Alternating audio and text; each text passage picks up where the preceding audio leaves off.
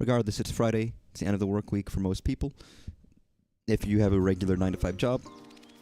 And I hope you guys are having a nice time. Welcome back to DK Bananza. About to go ape. Sorry, this level is great. I just got the fucking ostrich. The fucking ostrich. I just got the ostrich. And we're doing a lovely time. I really like this level from what I had played so far. I was really enjoying it. Hello? Fucking ostrich. It's different than a normal ostrich. By relevance of its sexual prowess. But, you know, that's not that very different. Speaking of which, respond to my message with a thumbs up or a thumbs down. Just quick. So I don't forget after the stream is done. But yeah, it is Friday. It's the end of a week. It's been a very... Sorry, I want to just say it's been a very long week. It's been a very tiresome week. I've talked about it. I don't need to explain every time when I talk about my work what a sprint is. But it's been an incredibly stressful sprint.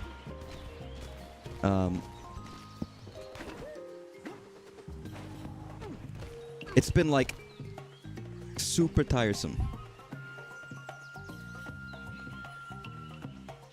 I should have clarified text message, but not Discord. But it's been like fucking. It's been just. I've had this single. Listen, I've been making something. Sorry, this isn't. I'm playing Bananza. I should be talking about the wonderful fun game, and not ranting about work because work is over with. We don't want to think about work anymore. I'm just going to talk about it a little bit. Just talk about it a little bit. Just shut up. Shut up. Listen to me. Listen to me. Oh hey. Honestly, this is a great game to get out your frustrations because you hit things.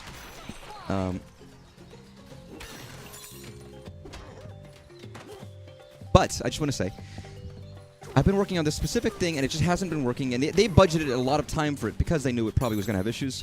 But it's the kind of thing where it's like I can't discernibly figure out what the problem is, and there's no easy way of figuring it out, and it's really stressful knowing the test, and there's just no good way of getting it done. And there's no, it's long and tedious and stressful. And I have like 2 other people over my shoulder being like, oh yeah, let me look at this, and then we're all looking at it together today. And of course, one of the problems was something relatively simple. Still not finished yet, but it was like,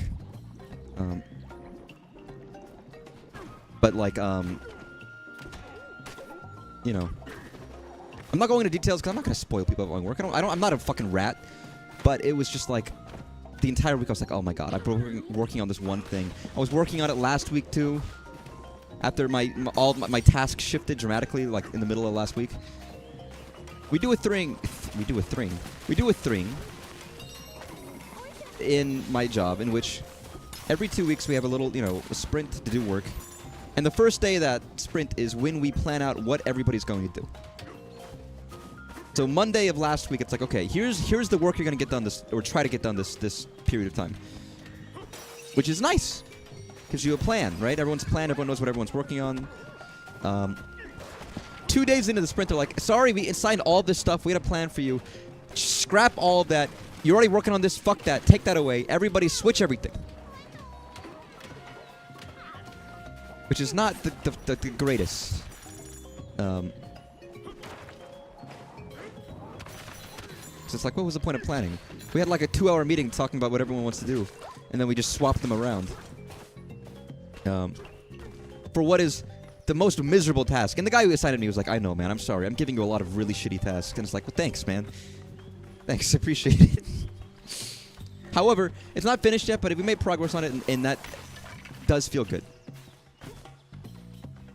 And it happens. I took some time off recently, so now it's karmic retribution. But regardless, I can take it out by punching things. Have I talked about how this game is really solid and really good and really fun? And very different from Mario. I mean, this is the obvious. People kept saying, like, this game should have launched with the Switch. Game of the year.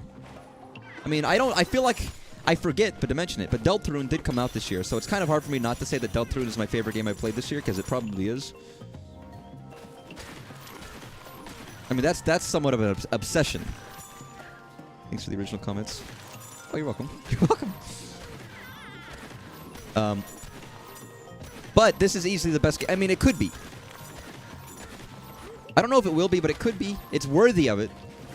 And it is certainly the best game on the Switch, which isn't Switch 2, which isn't saying much since there aren't many exclusive games on it.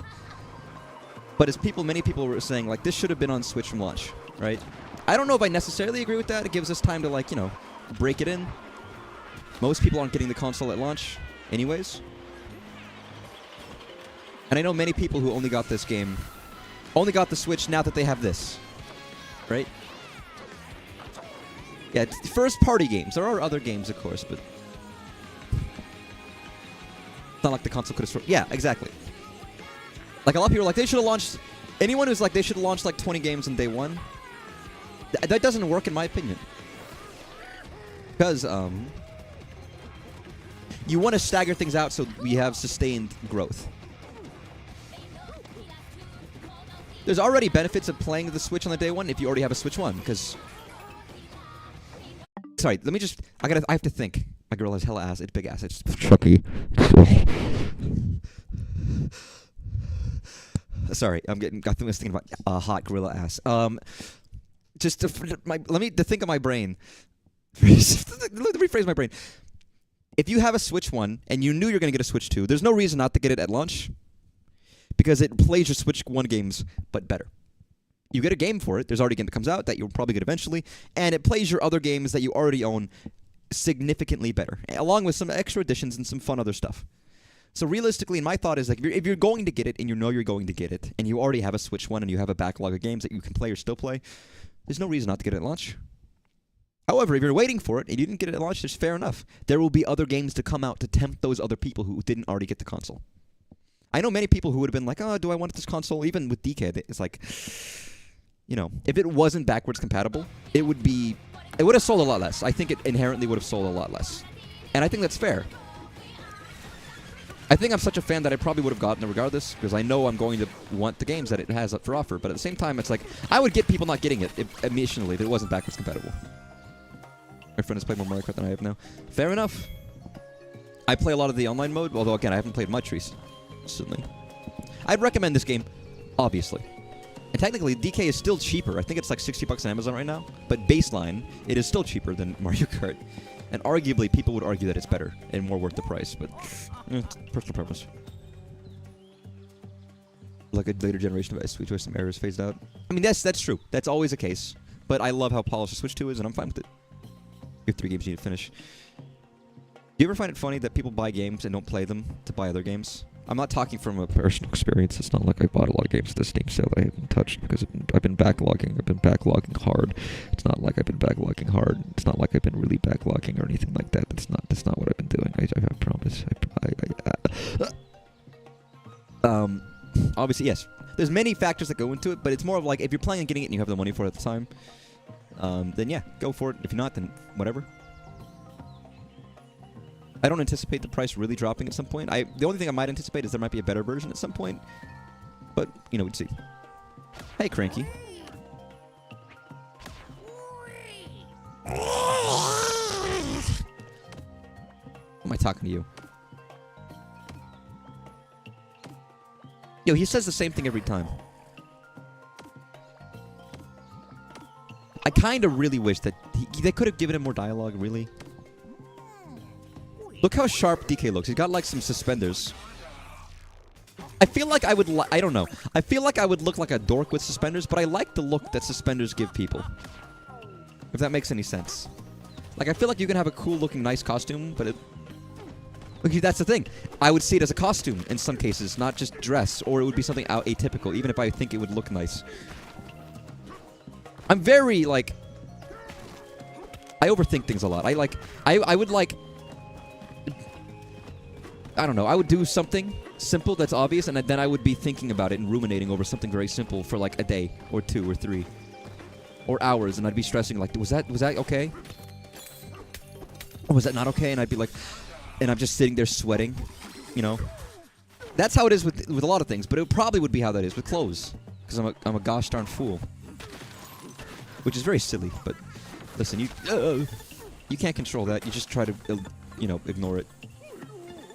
Banana. Obviously, a lot of people have compared this game to a game called Red Faction, a classic FPS where you could shoot terrain. They've compared this to Teardown.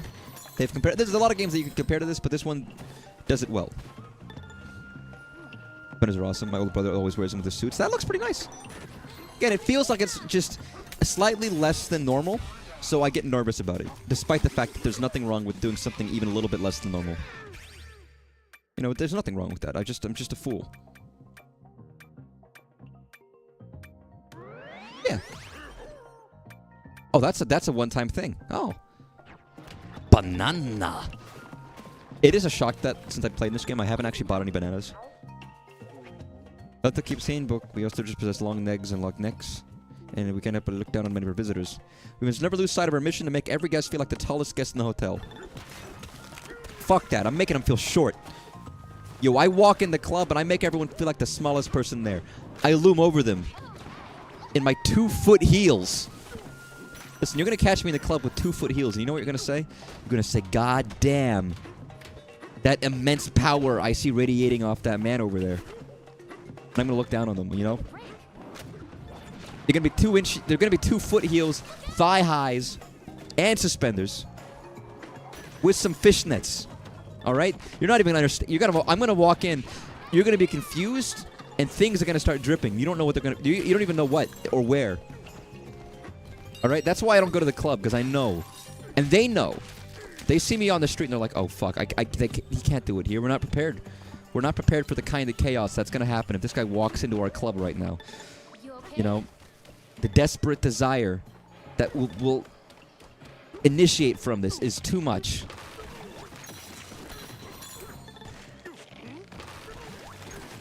What a lovely visual image I've just invented for myself. About myself. Guys, sometimes I think I see myself as a cartoon character. That's not true. That's a complete fabrication, actually.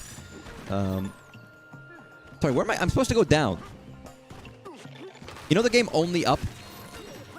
That everyone thinks is terrible? That's not true. It's like a mediocre version of Getting Over It. I think I'm like, this is going down. This is only down. The entire motivation of this game is to go down.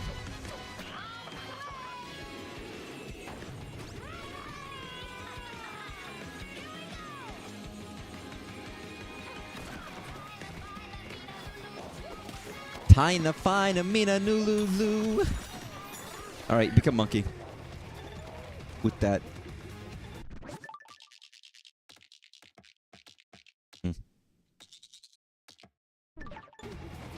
Sorry, I just had to take a look at I had to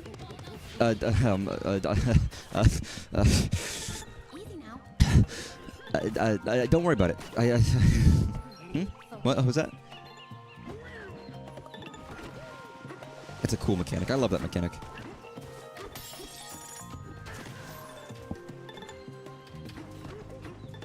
Yeah, yes. I don't know. Yeah, nothing. Anyways, DK. Trying to think of what other games are actually coming out this year that I kind of care about. To be honest, I always say that because I'm not. Maybe I don't keep it on track with games as much as I used to, but I kind of don't know. Going ape shit for bananas? No, just going ape for bananas. I don't shit. I just ape. It's purely logical. But like I can't even think of what games are coming out. Aside from some obvious Nintendo games, which I somewhat know are coming out. What did you just say, Pauline? What the fuck did you just say to me?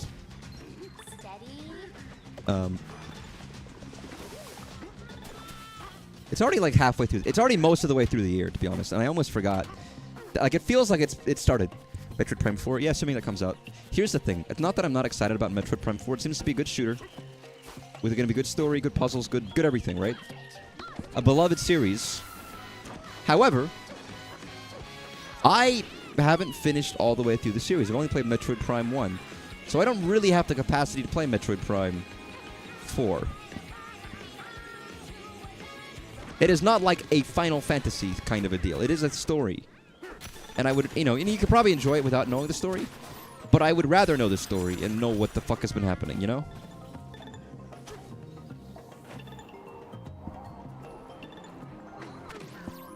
So that's one game where it's like, I might end up picking it up and holding on to it.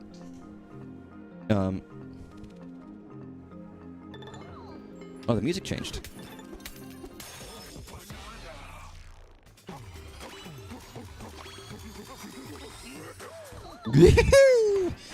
Thanks, DK. The wetlands appear quite picturesque, but then the poison began to flow. The poison began to flow, and our beautiful lair became more and more submerged in the awful stuff. If this keeps up, even the eggshell hotel won't be safe on the perch above. The plants spout forth the poison you see here. Please make them stop. Something's about to be spouting forth every time DK transforms. Some good Forsaken reason 2 and 3 aren't on the Switch. No, I know.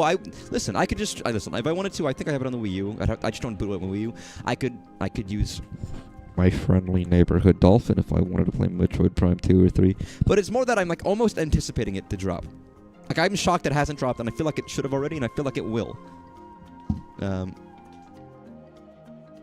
Hello from Architect Tone Real Estate. We sell plots in the oddest of spots. So it's like I've been holding off a little bit because I figure it's going to come at some point. And it hasn't. And I almost feel like if they're going to announce it, they're going to announce it like maybe like in the next direct if they launch the system or something. Oh, hey, Pauline. That was my I work at the hotel. Was I convincing? People always sound a certain way when they want to make someone feel welcome. I don't know. It sounds a bit too highfalutin for me. I figure I should practice. It might help me with my singing. Now then, Mr. DK, we hope you have a restful stay.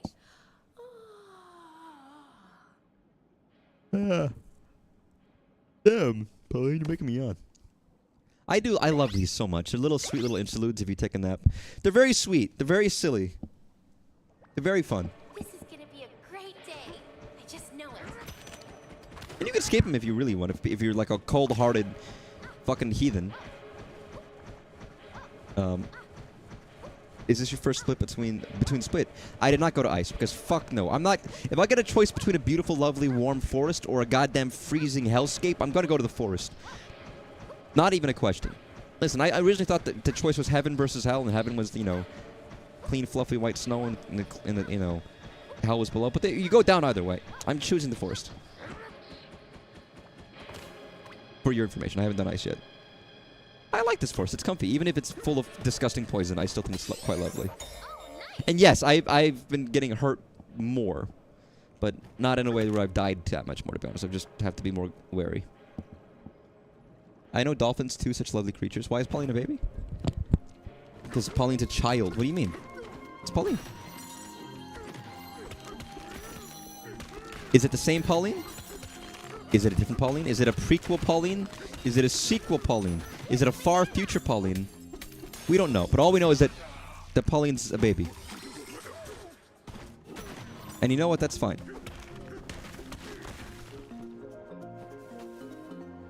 Because people love games where you're like an old man, or like a giant lumbering creature taking care of a smaller creature. It's big these days, you know. Don't answer that. Why? Never. Yeah, never mind. Yeah, I won't. I'm not even gonna glorify that question.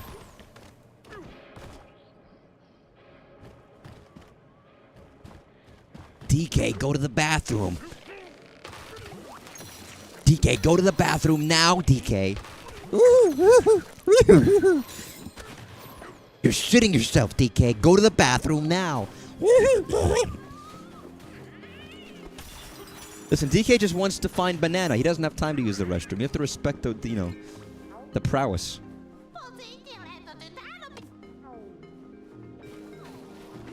This is a very small island. Sorry, I was like, where does this lead? Yeah, this is it, ain't it? Hey, little, like, fucked up poison squirrels. I want to punch them. I want to punch the squirrel. Not because I've nothing against squirrels.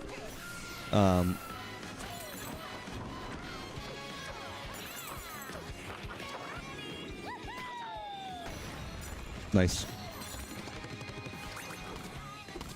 Yeah, punch the radish.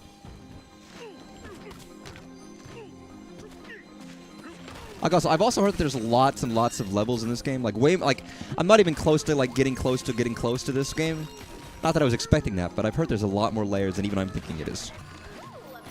Which makes sense because you can kind of get through a layer pretty quickly. Like I feel like I can kind of go through a layer and get a lot of stuff pretty quickly without trying too hard. Your answer has confused and bewildered me. Don't worry about it. I'm not gonna explain what I'm referencing because that's too much information. I don't know why that video has been in my subconscious for the past couple days. Speaking of which, sorry, I put this in the Discord, but it's still in my head right now. But I would want to bring it up,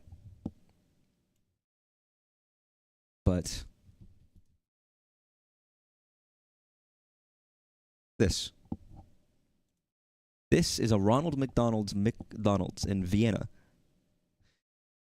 And I want to make that point of, I've been talking about this for a while, and I'm not a crazy person, all right? I wasn't doing like the great Ronald conspiracy where they're replacing Ronald with Grimace, but I think I was on the fucking money. They had Grimace's birthday, then they had the Grimace shake, they had the Grimace memes. They keep showing up Grimace. They had Grimacy, Grimacy, his cousin from his uncle, from like 50 years ago in commercials. They're bringing all that shit back, all Grimace related. You know what they're not bringing back? Ronald. You know what they're not showing in commercials anymore? Ronald. You know, there were my childhood in the 2000s, there were commercials with the Ronald McDonald on television that I saw, where Ronald McDonald was like on a playground hanging with children, which is, saying that out loud sounds a little weird, but contextually in the commercial, it made perfect sense. He was getting people to, all right, I know, listen, he wasn't like, this was no like penis pills clown in the sewers. This was like Ronald. He was a nice, friendly guy. He's getting you to go outside, eat McDonald's, go into shape. And now they've got Grimace. I'm just confused. Like, I thought clowns were back in fashion.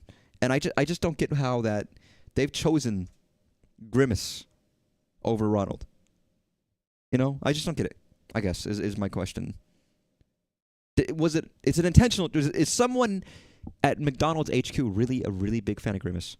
Like, they're just thinking clowns are not vogue anymore. They haven't been vogue in like 100 years, whatever. We're going to go with another mascot. Someone people know. Someone people love. Someone people adore, and they chose the big purple indistinct shape that we don't know what the fuck it is. That maybe it's a nugget, like a purple moldy nugget. I don't know. Shapes are popular. I don't know. Are shapes popular? I guess maybe they are. And it almost doesn't feel like it's appealing to children. Maybe it is. Or maybe it's more appealing to like teenagers.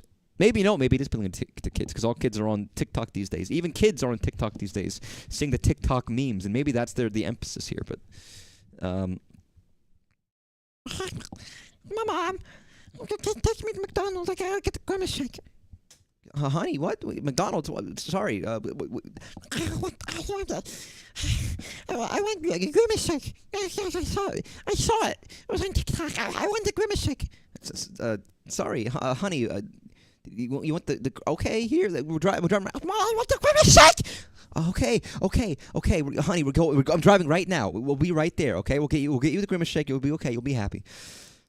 I don't know. Maybe there's something wrong with the children. Maybe, I don't know. The kids are all right. The kids are always all right. But like, does it appeal to kids more? It feels like an intentional thing. It feels like an intentional thing that someone's pushing Grimace to be gone. I also wanted to mention that Chuck E. Cheese got arrested. Where a kid can be a kid, right? It says it right there. How tragic this is. The end times. Again, I was thinking that animatronics are going to come back in fashion, man, and then we have this under our noses. Chuck, what did you do, man? What happened? I love the kids in the background. They're like terrified. They're like, what the fuck? Chuck E. Cheese, he's getting arrested. What's going on? They're just like, what are they thinking? It's so funny to me. Grimace is lame. I remember Ronald's tattoos on the Mick benches. Too many clown murders. They ruin Ronald's image. It's true. Last time you were a vegan, Timmy. It's so sad. Like, I love the cop's face is like. Also, I will say Chuck looks very creepy in this image because you can't see his eyes. You just see like the blank, open white mouth, or the black mouth. Sorry, my vision's blurred. It's like, oh, this is just tragic. I used to go to Chuck E. Cheese as a child. My grandma took me. I don't extensively remember it because you kind of stop going to Chuck E. Cheese once you get to a certain age. Like, you don't stay at Chuck E. Cheese for, like, a long time. You know, eventually you stop going to Chuck E. Cheese. And by the time that egg is soaked in poison, oh. Yeah, it's called it's called, you know, bile from my bladder because I eat eggs, dude. So I don't remember it extensively well, but it's an arcade. It's an arcade for children, and it was cool. And they have some rides that are distinct, and I remember them. By the time you're old enough to know how to game at the system, you weren't brought there anymore. Yeah, I know. Which is kind of sad. I mean, I still want to go to arcades. And I guess maybe at that point it was like the point where they were bringing me to other stuff. But if I was going to Celebration Station, which was the place I went to in Texas, by the way, which used to have animatronics before they got rid of it. It was just a pizzaplex.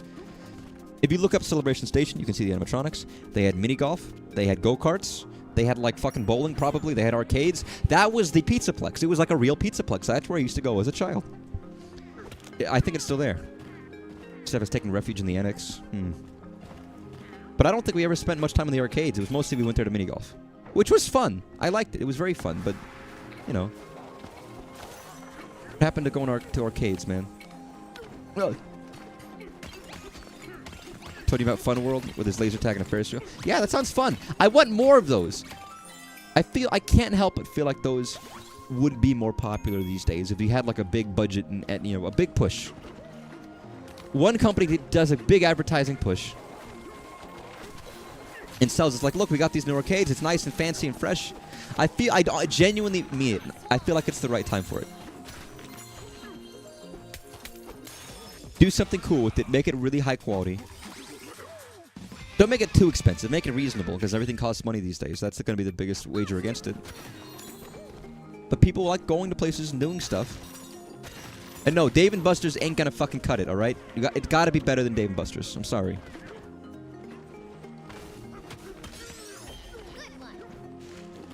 And again, I want it to be more kid-friendly. I'm going to start, like, I'm going to be a freak, and I'm going to start my own, like, chain. You're going to see me in a couple years on the news. Incident. I'm going to restart Fun World. I'm going to make my own Fun World.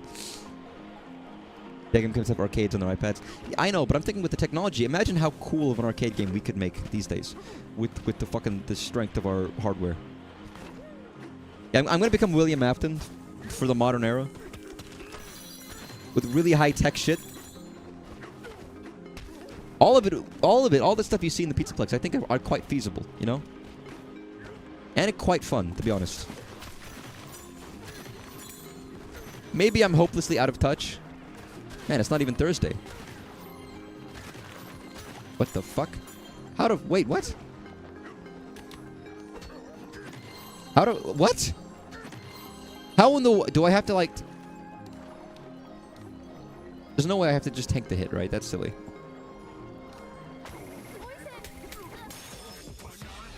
I don't know, I did it. Make Five Nights at Freddy's reality. I mean, preferably without the kid deaths. But,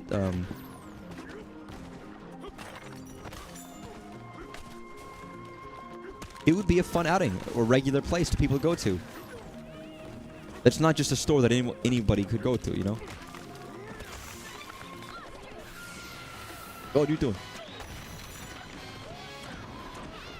Nice. What the fuck? Sorry, what is this? What is this disgusting sack of fluid?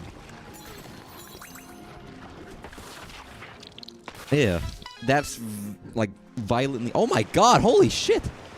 Okay, that's how I did that. Alright, that's a lot of fluid to be... Also, I kind of missed aspects of the 90s. I miss when we called vomit spew. You know? What happened? What happened to that, terminology, you know? Am I the only one who wants to call it, like... You know, dude, you spew. I don't know if I actually believe that. I think I'm mostly shit-talking, but it felt like there was more comedic language.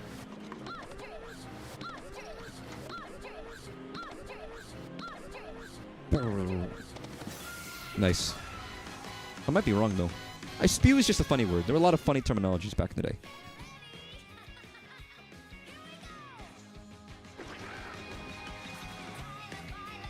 Tyler Byler.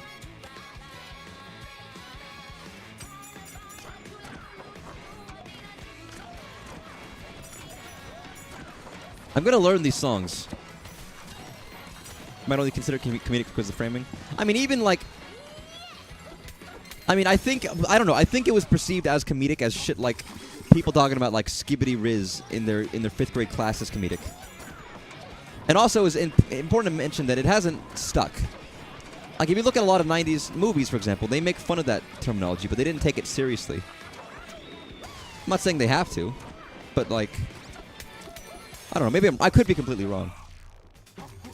But it's terminology that came and went. And you could call it, like, this day and age has brain rot of its own, you know?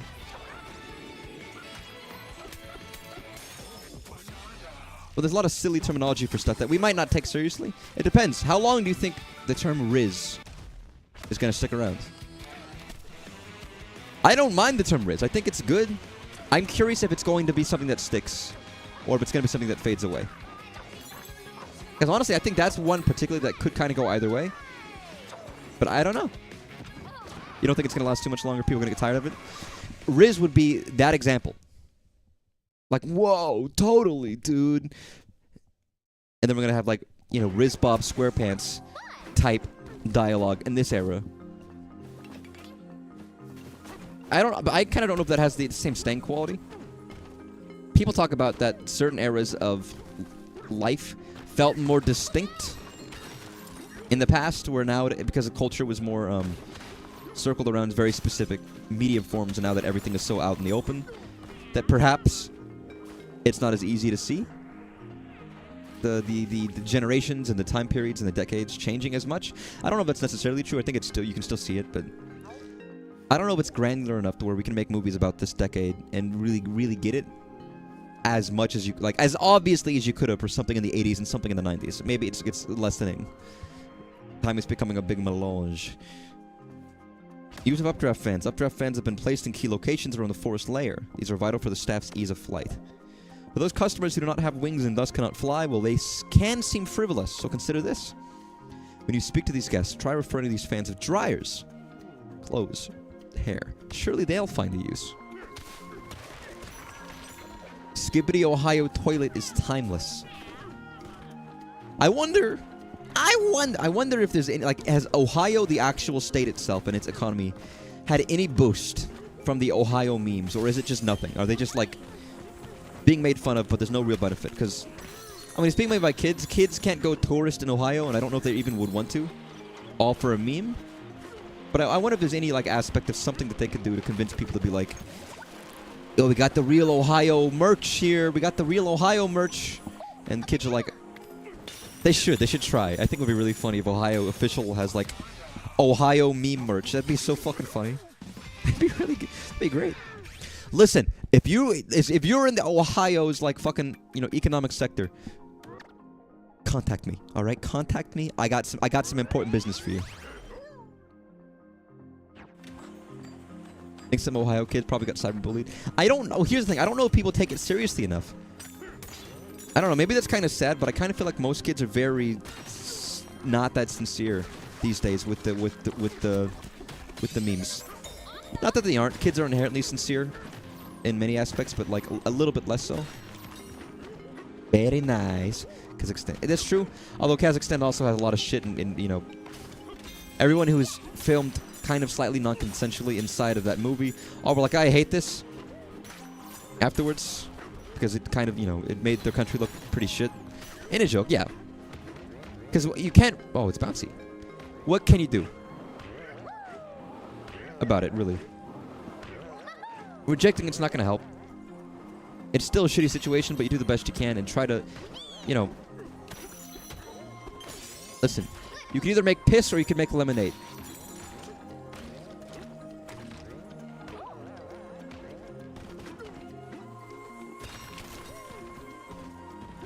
Maybe a better thing is, like, if someone pisses on you, you either stand there soaked in piss, or you wring it out and you make bleach from it.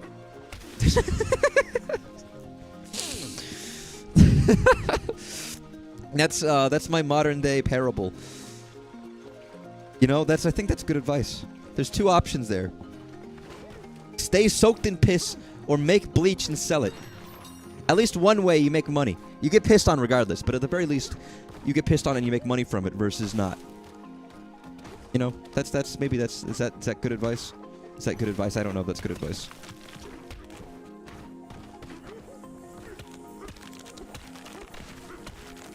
And a movie like Borat, I have to say, is incredibly hard to watch.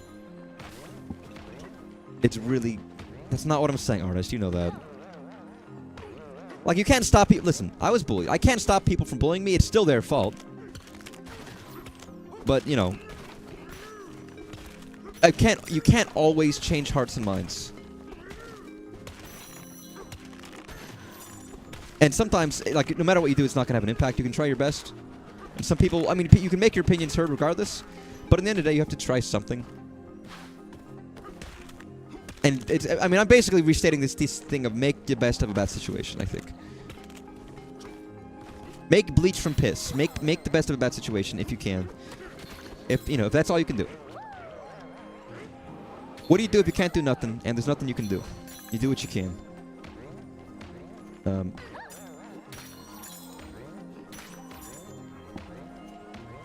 if you, I mean, again, if you can do more and call people on the shit, then fair enough. I would say Borat's a very hard movie to watch. I don't know if that's a movie I'd want to rewatch. It's very difficult. And it tries to make, ignorant people in the U.S. look stupid, but sometimes it makes people look nice. But it also makes people very awkward, and it's deceiving people. I don't know. Not that it's not funny, but it's like it's really uncomfortable. I think I was listening to it was Conan's podcast he did with Eric Andre, because Eric Andre did a similar movie. Because obviously Eric Andre classically did prank skits for the Eric Andre show, right? Where he's like a troll underneath a bridge, and he's taking cameras, and he turns around with one giant eye on his face and says, "Pay the toll." Shit like that. We're like, that's pranking people in real life without with relatively, like any kind of prank show. And then ask him afterwards. He does that, but it's a little less so mean towards other people and a bit more mean towards him. No, I'm bringing it as a point of comparison. Is he made a similar movie, a road trip style movie where he's going across the country and doing pranks for people. But he found that it was him putting himself in positions of awkwardness and roughness. And people were rising to the challenge of being nice and supporting him. Not just making, like, a joke of himself. But people were, like, trying to be good when he's putting them in this position, which kind of made him feel bad. But also, it's like, it was a movie, instead of, like, shit-talking people, kind of made people look better. It showed the niceness of the strangers you might meet. Oh, the one where he's stuck... Yep. I was going to bring up that exact one where he's, like... There's one where it's, like, he has, like, cement shoes on. Like, he crawls out of the ocean with cement shoes on. He's like, "Please, you gotta help me. They dropped me in." He goes up to, like, a construction worker, and he's like, "Please, you gotta help me." It's really funny. It's brilliant. But it's not making fun of other people. He's the guy in the awkward position, and, other people are trying to help and be nice and be good, and not, like, putting people in awkward situations, necessarily.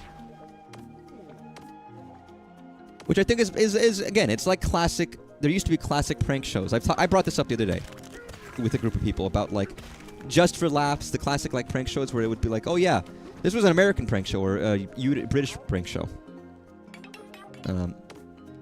Yeah, Prickly Poison. Yep. Where it's like someone goes to a porta potty and the people outside the porta potty, slide in like an entire room that looks like a Japanese business room, like 12 chairs, a bunch of people dressed up as Japanese businessmen in a boardroom having a meeting. So when you walk out of the, the porta potty, and the first thing you see is like, oh shit, I'm in a meeting room full of Japanese businessmen. What the fuck? Like, you're not making them feel stupid. You're just making them, like, you put them in a weird situation, see how they respond. But that's not something that's, like, actively detrimental to them or making fun of them or making them stupid or, not really as awkward as it is just funny. And I kind of prefer that. Especially if it's so ridiculous that that it's almost hard to take truly seriously. I guess I don't like it being too mean-spirited. It depends.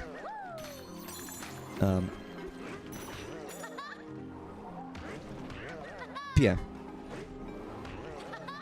And it'd be different too. Like, another thing that would be hard for people to watch, but I think is much more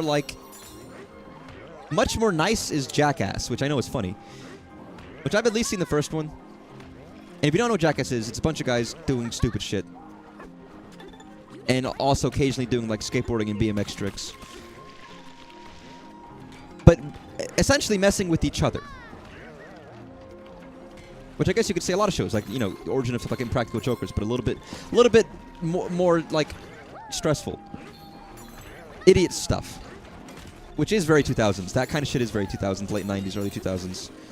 It's like, oh yeah, we're gonna go into a bullpen, and all of us are gonna see how long we can survive on a seesaw when there's a giant bull chasing us, or stuff like that. Or we're gonna be like, oh, we're gonna tap dance on the stage, but it's electrocuted, so every 3 seconds we're gonna get shocked. They're doing it to each other, and it's not like they're doing it to strangers or anything like that, so it's much more, I guess, acceptable. That can be hard to watch just because it's like some of the stuff they're doing is hard to watch. Like I could talk about some of the particular. I've seen at least the first one. My dad, was a big fan because he watched it back in the day. And they can be funny. And some of them are not. And there's also things of like intersperses like, oh, they got Tony Hawk to do, a brand new trick that's really cool. And my dad was a skater guy, and he loves Tony Hawk, and he loves the big bones of great, so that's not surprising. There's one specific one I want to bring up because I remember it, and it's kind of like, it's in the same vein of one of the other jokes I was talking about, like with Eric Andre. But I don't know what to say, called a little bit worse, but maybe a little bit more disgusting, because it's Jackass, and they do stuff that's a little bit more disgusting. I don't want to know how this was engaged. I don't know how this was done, to be honest. But suffice it to say, I think they put it in a way that's relatively safe. They shoved a toy, like, Hot Wheels car up somebody's back door passage. And had him go to a doctor saying, oh man, I just woke up. Sorry, I had a really, huge party. I don't remember anything. I just woke up. Can I get a scan? To a doctor, and having to interact with the doctor as the doctor looks at his scans and sees that there's a Hot Wheel car up his rear entry. And it's funny because the doctor's like, oh, hey, listen, I won't tell anybody about this. Don't tell anybody about this. You need to get this removed. He's like, the doctor was so kind and he was so sweet in trying to like, hey, listen, we're keeping this private. I got this for you. Listen, don't, you need to get this checked. It's really funny. It's horrible. It's horrible. But, they're not making the doctor look like a bad guy. They're mostly just putting each other in very awkward, uncomfortable positions. I mean, there's worse that they've made each other do. Okay, there are much more disgusting ones. But this one is disgusting just from the sound of it. I'll bring it up. So I'm bringing up filth right now. Anybody who's like, it's not squeamish. There's things that will make you squeamish. Yo, broken textures in my Nintendo game. Look at this. Look at this, everybody. There's a flaw. Can't believe it. Nintendo. More like Nintendo sucks. Oh, no, it's fine. That's the first texture problem I've had in this entire game. That's not bad. I don't remember what the context was. But they basically, like, gave someone a fake mustache by gluing pubes to their face. That was the premise of one of their things. Again, I've only seen the first Jackass, and I don't really think I want to see the other ones, because they are also hard to watch. I saw them under the behest of my father and my sister. I didn't know he might not have. He might not have. But again, I think the fundamental aspect, it's people consenting doing it to each other, or people like, not making fun of strangers. Where Borat was different. Even if Borat is a guy who's making fun of what he might deem as bad people, he's still like using other strangers for the butts of his jokes, along with making himself look bad. And it is supremely really awkward. I don't know, I'm not really a fan of that actor, Borat, that guy anymore. He's done some stuff and he's said some stuff and he's not really made himself look like a good dude. I never watched the second one. Although at the time it was huge. You have to remember that in 2000, that movie was fucking massive. People were making Borat references constantly because of how big it was. Not that it makes it more redeeming, but it was a huge part of culture in the time it came out.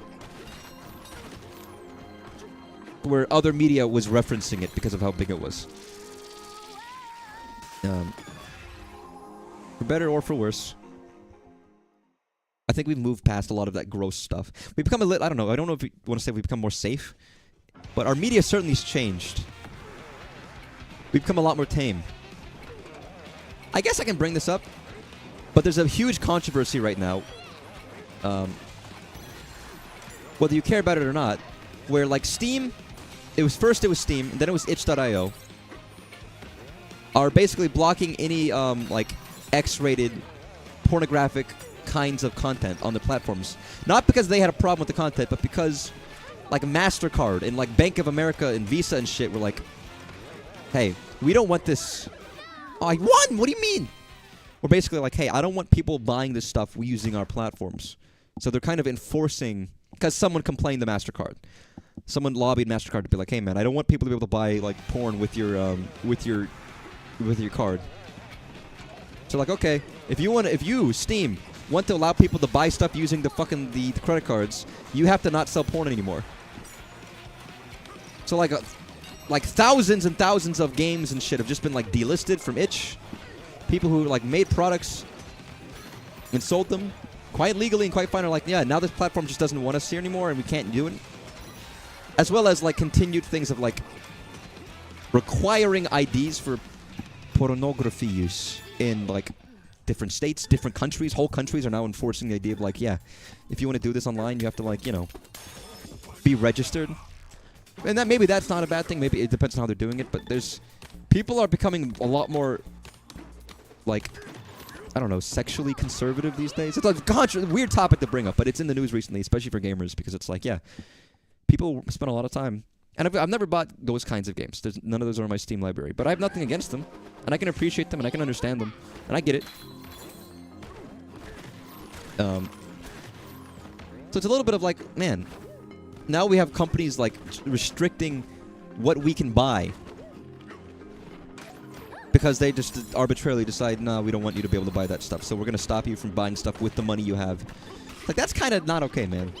I don't know. That's really not okay. There's a separate conversation about sexually in the wider culture, but... Oh, I know that, but it's more the fact that they're actually having an impact and culturally changing our ability to get stuff we want in some capacity.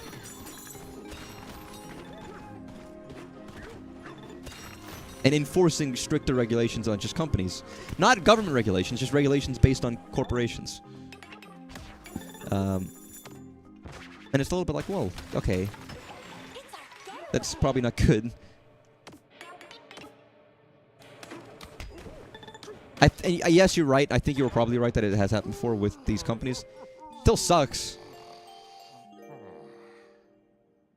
Oh, my teeth. Here's a thought. We have banks that are, like, registered. Our credit cards... I guess the government has no real regulation on, like, credit-style purchasing.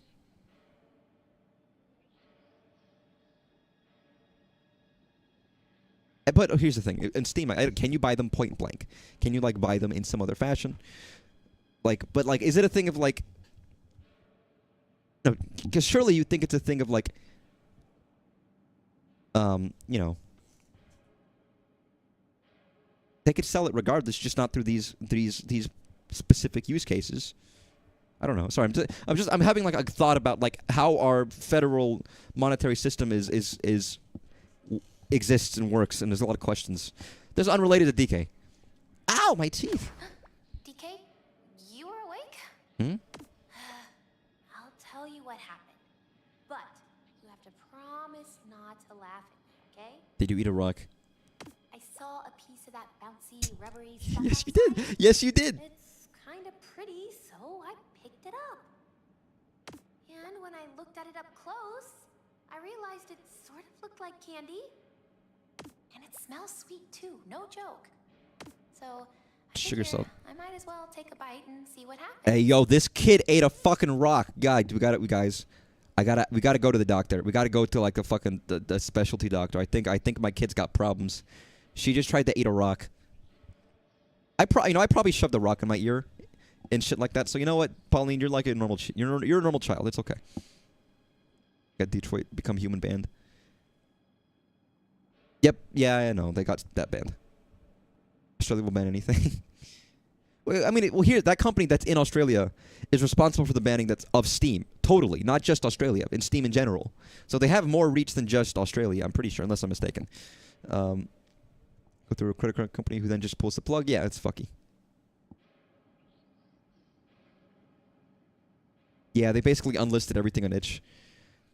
I don't know how Steam handled it, but it's still like a... It's like, fuck, what do we do? Sucks. Regardless, it sucks, and it gives... Again, it opens up a door of, like, the credit card companies could stop us from buying anything they don't want us to buy. With the level of influence they have. Did they enlist the corn? Yes, they did. But the joke's on me. This thing is super rubbery. It can't be chomped. No more eating things off the ground for me. I'll leave that to you, DK. Wait. I ain't been eating rocks, Pauline. You've been eating rocks. I've been eating fucking apple. I guess I am. Okay, you know what? I am eating bananas that are rocks. They're like crystals, so I actually am eating rocks. That's fair enough. The group of Steam speaking about objectification of against women. The group of human feature store in which women and children are abused. Yeah, it doesn't matter the context. It matters that it exists. Context doesn't matter.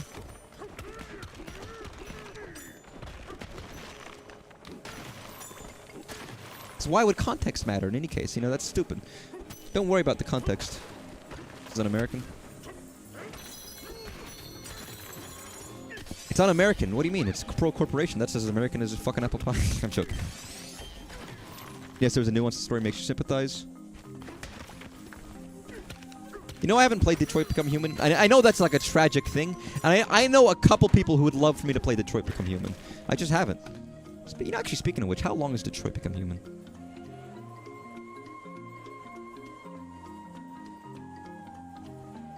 Never played a single version, one of this guy's games. What's his dude? Fucking Dick Bigley. What's his name? Quantic Dream dude.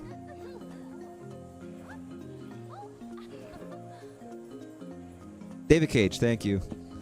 Yep. Guess we can't write stories where bad things happen. Yeah.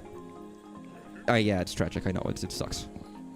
Yeah, may at some point I think I might end up streaming Detroit Become Human. 'Cause I have never played it. I've never even seen it played. I'm for the most part relatively spoil free, except for memes that I've seen of Detroit Become Human. It's only like 12 hours roughly. I've heard mixed things in Detroit Become Human. Someone's mentioned you can come a little tone deaf.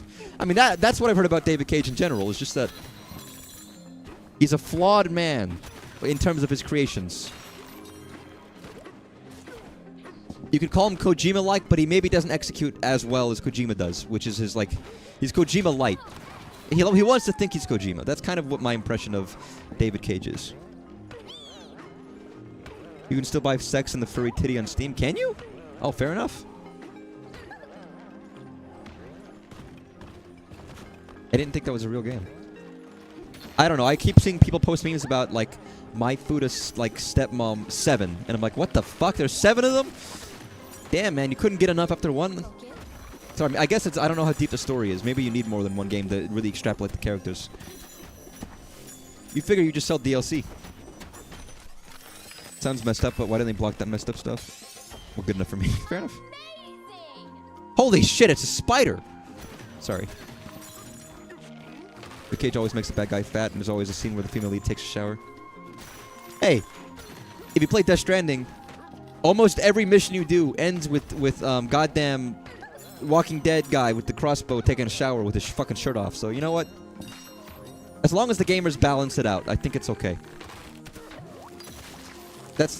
You gotta have balance.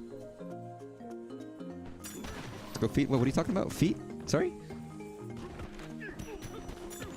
Yo, I didn't know Quentin Tarantino made a game. Huh? Wow. So where am I going? I'm getting the goop shooters. That was my nickname in high school, the goop shooter. I don't want that to be my nickname. Steam bans are more selective, not widespread, but there are some more innocent things being scrubbed off. What's being mess? So I haven't seen enough of maybe is there a foot scene in Death Stranding? Fair enough. I obviously haven't gotten there yet.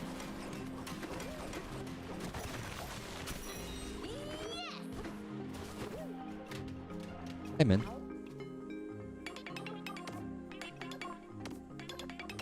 Probably enjoy Banana more than a scenic view. I do enjoy Banana more than a scenic view. You're absolutely right. You know that? It's incredible that you know that.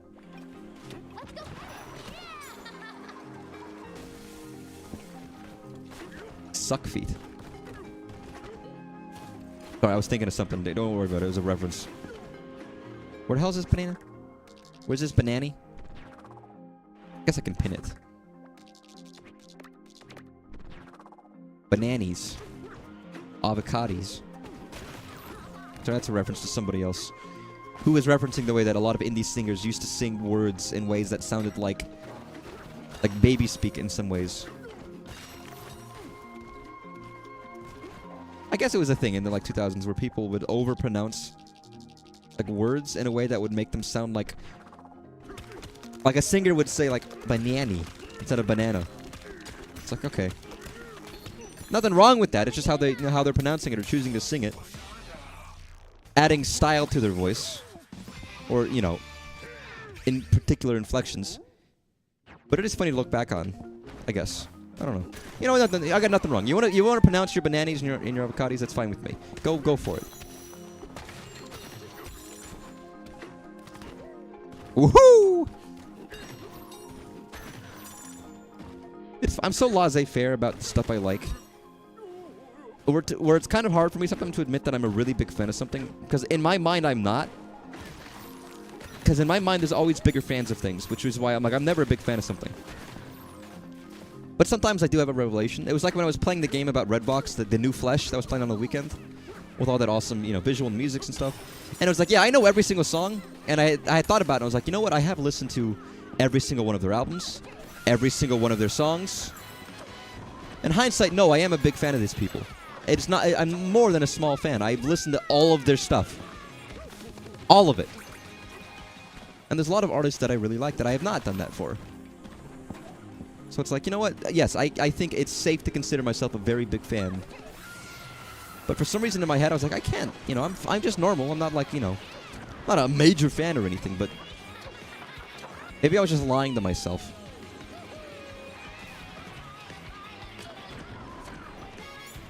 Where am I going? Where's the fucking...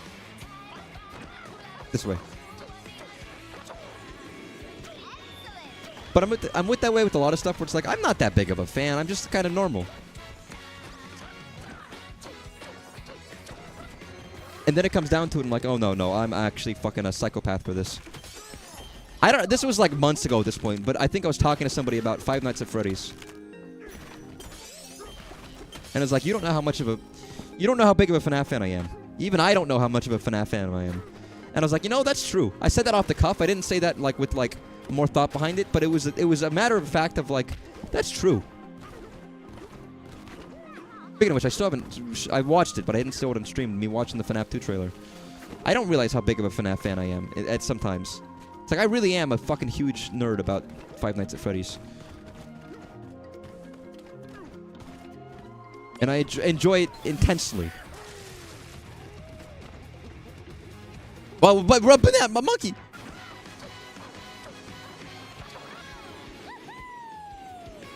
Even stuff like thinking of Secret of the Mimic. Where it's like, I like Secret of the Mimic. It is not the greatest. Or rather, I don't know. It's great for what it is.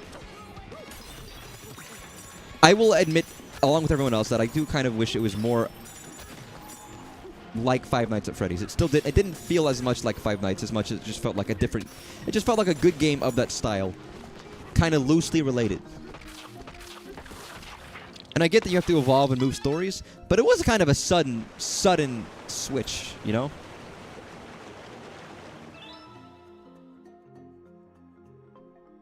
And they could get new villains and new things too. But I would still kind of rather it still be related in some way to Freddy's Pizzeria. I like the location. I like the aesthetic. I like that area. And doing the game in the location that was there was it's a neat new place. I still would have rather an arcade style place of some kind, even if it's completely new. That's my opinion. I'm okay. They don't need to bring back William Afton again if they don't want to. They could do new villains. They could do new characters. They could do I almost think they could even do new animatronics. Maybe keep some of the old ones, but do a whole bunch of new guys, like they did with Security Breach, where they brought in Roxy and Monty, and everybody loved Roxy, and everybody loved Monty, and everybody wants, has special feelings towards Roxy. I have special feelings towards Roxy, but I don't know. Even despite not having the typical FNAF gameplay, which I know other people miss for other reasons, I don't know. I wouldn't have minded more FNAF-isms in that game. Because it kind of lost, I don't want to say it lost some of its personality, but it kind of did. It felt like it was a good quality game for the kind it was, but it did feel like it lost a little bit of its personality. In terms of like, it just feels like a game of this kind. A good version of a game of this ilk, but just a game of this ilk. The tall birds here were very polite to the greeting to us. They call themselves ostriches. They have an enormous egg in which they host guests to their lairs. We saw no reason to decline the gracious offer of lodging for tonight. Sorry, I didn't mean to rant about Five Nights at Freddy's, but I guess seeing the trailer for FNAF 2 and thinking, wow, this looks really good, kind of was making me think, man, I kind of miss FNAF 2 and that era of FNAF a little bit. Feeling nostalgic, I guess. I'm an old person. I can feel nostalgic about my life. What do you want? Yeah, do it. I've got 30,000 gold, dude. Imagine if we still used gold for, like, stuff. I guess that would essentially... I'm just saying, imagine if we still used the gold standard. That's really what I'm saying right now. I've said it before, I kind of like the idea that we used coins. Or rather, I kind of like that. I kind of wish we did use coins still. Almost. Obviously, we would need bigger denominations of coin. We would need like a $5 and $10 coin, a $100 coin. But it wouldn't be that hard to carry around, because realistically, these days, we're not carrying, like, 100 bills in your wallet. You're carrying, like, maybe the max of, like, 20 bills. Change would be a little different. Do we want pennies? I don't know. Maybe we don't need pennies. Straight up. Maybe we don't even need dimes. But, whatever the lowest denomination is. Maybe and again, we might just need less denominations of stuff for the lower end. But if we had, like, the minimum amount for money was $1. Then you had $5, $10 coin, $100 coin, whatever. You could fit all of your money within a coin pouch pretty easily, in my mind. And you could bite it, and it would, and be like, real. And then, you check it up. You have a little coin purse. It doesn't, like, get wet. Sorry, nothing against getting wet, but I don't know why I'm thinking about it this way. I think I just like coins. I think there's no actual benefit here. I'm just saying stuff. But there's a part of me that's like, I kind of like the idea of going back to coins. All right? Sue me.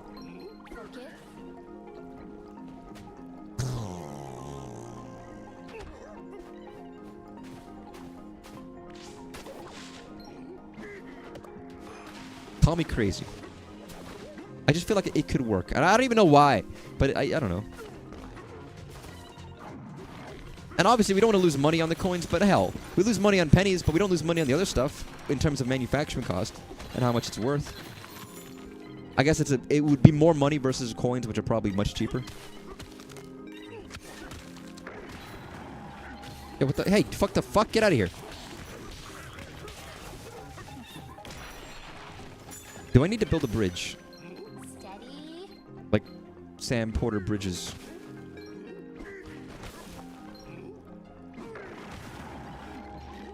Hey, fuck you. Stop respawning, you idiot. Nice. What? Yo, a disc for my Discman that I used to actually own? What happened to that disc? Is it gone? Can you get the fuck out of here? Thanks. Oh, yeah, you're right. Focus. Get out of here. Fuck you. Can you fucking die? Disc! No! Sorry, every time the disc falls in the poison and I cry. Guys, this is just Minecraft. I'm building a bridge. Disc! Sorry. Taking fucking pitting on me. Because every time I do the disc, it like breaks. Again, there's creative crafting and like building of stuff like that in a lot of games. It's still really cool how it's done here. Because it's just implemented in the gameplay in a very simple way. There's not even like, it's not, you know, there's no like real crafting mechanic or building. You just throw stuff and it sticks, and you can make like bridges with it. Or penicular shapes if you so chose. Go get up here, man. It's neat, and I know there's other games like this. There's plenty. Listen, it's not the most revolutionary game in the world for allowing you to dig and deform terrain. It's just more how it's implemented in the gameplay in a very nice and neat way, which makes it good. And also its fluidity.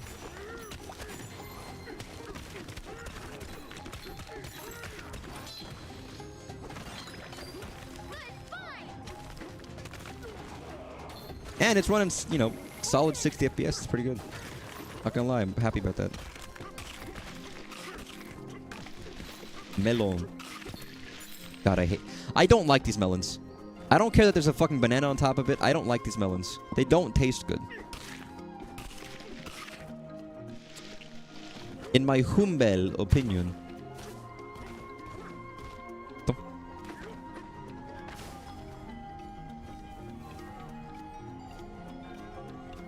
Yo. That's fucking racist, dude. You can't be imitating us just like that. Hello. Get him! Yeah! I gotta go get him. Yeah. A big layer, man. This is a fucking huge layer. Sublayer 602.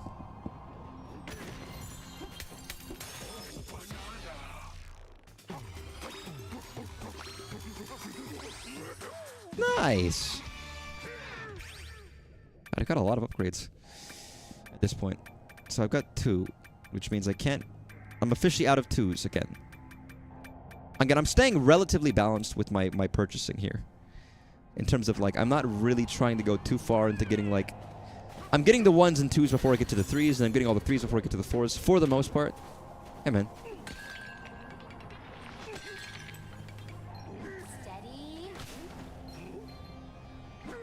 Yeah, I saw someone doing this, and I didn't realize that you could just throw dirt at these crystals and make bigger crystal. I don't know what benefit this is, but I'm fucking this dude up. It's like magic. Sorry. You walk into my chat room. You don't... The first message... You walk into my chat room, the first message you say is Hitler dating simulator taken down finally? I mean, sure, I hope so. Focus. That's not how you start a conversation, though. You don't just walk into fucking, like, you're chilling with your friends, you walk into the bar, and you know, without taking a breath, you're like fucking Kramer. You run into the house, first thing you say is, take it down yet? It's like, give me a second to breathe, man. Be like, where's the niceties? Where's the, hey, good evening, you know, hope you're doing okay, you know? No, let's start with the Hitler simulator discussion, because that's what we want to talk about here. I'm doing great. I'm having a lovely Friday night. I would assume it's taken down. If it isn't already. I don't know.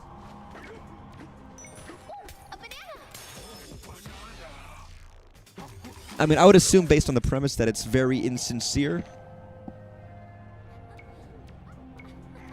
Not that it makes it any better, but I mean, if it stayed on Steam, I'm assuming somebody looked at it and was like, I guess this is fine. I don't know. I don't know the context of it. I mean, there's a lot of... Admittedly, there's a lot of weird dating sims. I know some people get upset about dating sims being taken as a joke. A little bit. Because there are some serious dating sims that take themselves seriously. I know people talked about... it's a bit of a gimmicky one, but the one with all of the ladies with some kind of disability. Which I might play one day, maybe if I ever feel so inclined. As I've heard, it's quite good. That one is a serious one, albeit with a very specific, you know, gimmick or topic. But you know, the same way, like they had like the pigeon dating simulator, which I've heard is a bit more serious than it seems, but still somewhat gimmicky. But you know, for the most part, a lot of dating simulators these days are taken as mostly jokes. And I know some people get very upset about that, which is like, that's fine, it's whatever. Or they do things like Doki Doki, where it's like, you know, it's not really a dating simulator. I'm not pressed because I'm not big into the dating simulator culture, but it does beget a lot of memes. I remember, like, I was in, like, freshman of high school. Maybe I was in... I mean, I think I must have been in high school at the time. Maybe, possibly middle school. And it was like, I was in the computer lab at the library, and we were downloading, like, Game Jolt games. And I downloaded Shia LaBeouf Dating Simulator and was showing my friend, hey, guys, we're playing Shia LaBeouf Dating Sim. I was a cool kid like that. I guess they hadn't blocked Game Jolt at the time on the school computers. I don't know. That's the kind of the stuff we got into. I guess. I don't know.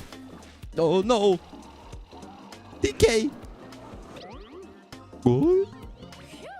Right now I'm sitting at 52,651 games. In your discovery queue, yeah, I don't have that because I'm not that like psychotic. That's not fair. Oh no! What are you doing? What are you doing? What are you doing, DK? Stop it! I'm actually kind of very excited to play Half-Life Episode 1, by the way. This shouldn't be a surprise. I know it's going to be good, but I'm like, there's part of it's like, I'm really actually... Oh, there's spikes! I'm really excited to play that. It'll be next week. What are you doing, DK? What are you doing, DK? DK! What the fuck?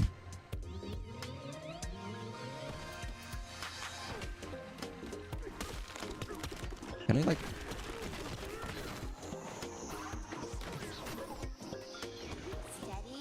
Can I just throw this at you? Actually, yes.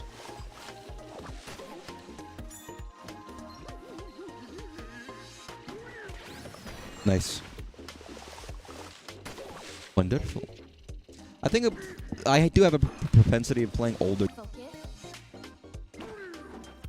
Yeah, it's not gonna work. How do I do this? Oh no. At this point, it almost feels like it's just worth sacrificing a banana for it.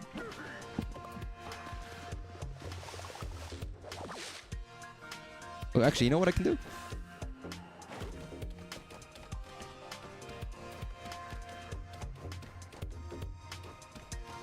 Yo, where the fuck is this?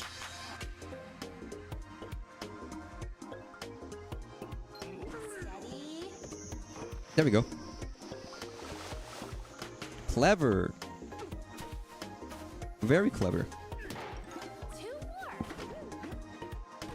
I think that's what I'm lacking about too many indie games is there's not too many one-trick ponies that have extremely tight gameplay loops with not a lot of variety content. Well, it's because they're lower budget. And that's not all. I mean, I'll say, first of all, I know you're not generalizing for speaking of generalizing, but there's more than that. And the games you're talking about are typically pretty short. Or small and... Or sorry, rather, typically cheap. There are some indie games with like 100 hours of content. Of varietous content. I suppose it depends on what you're looking for. You'd have to give me some specific examples. Because I kind of don't have the perspective on indie games, but I might be wrong.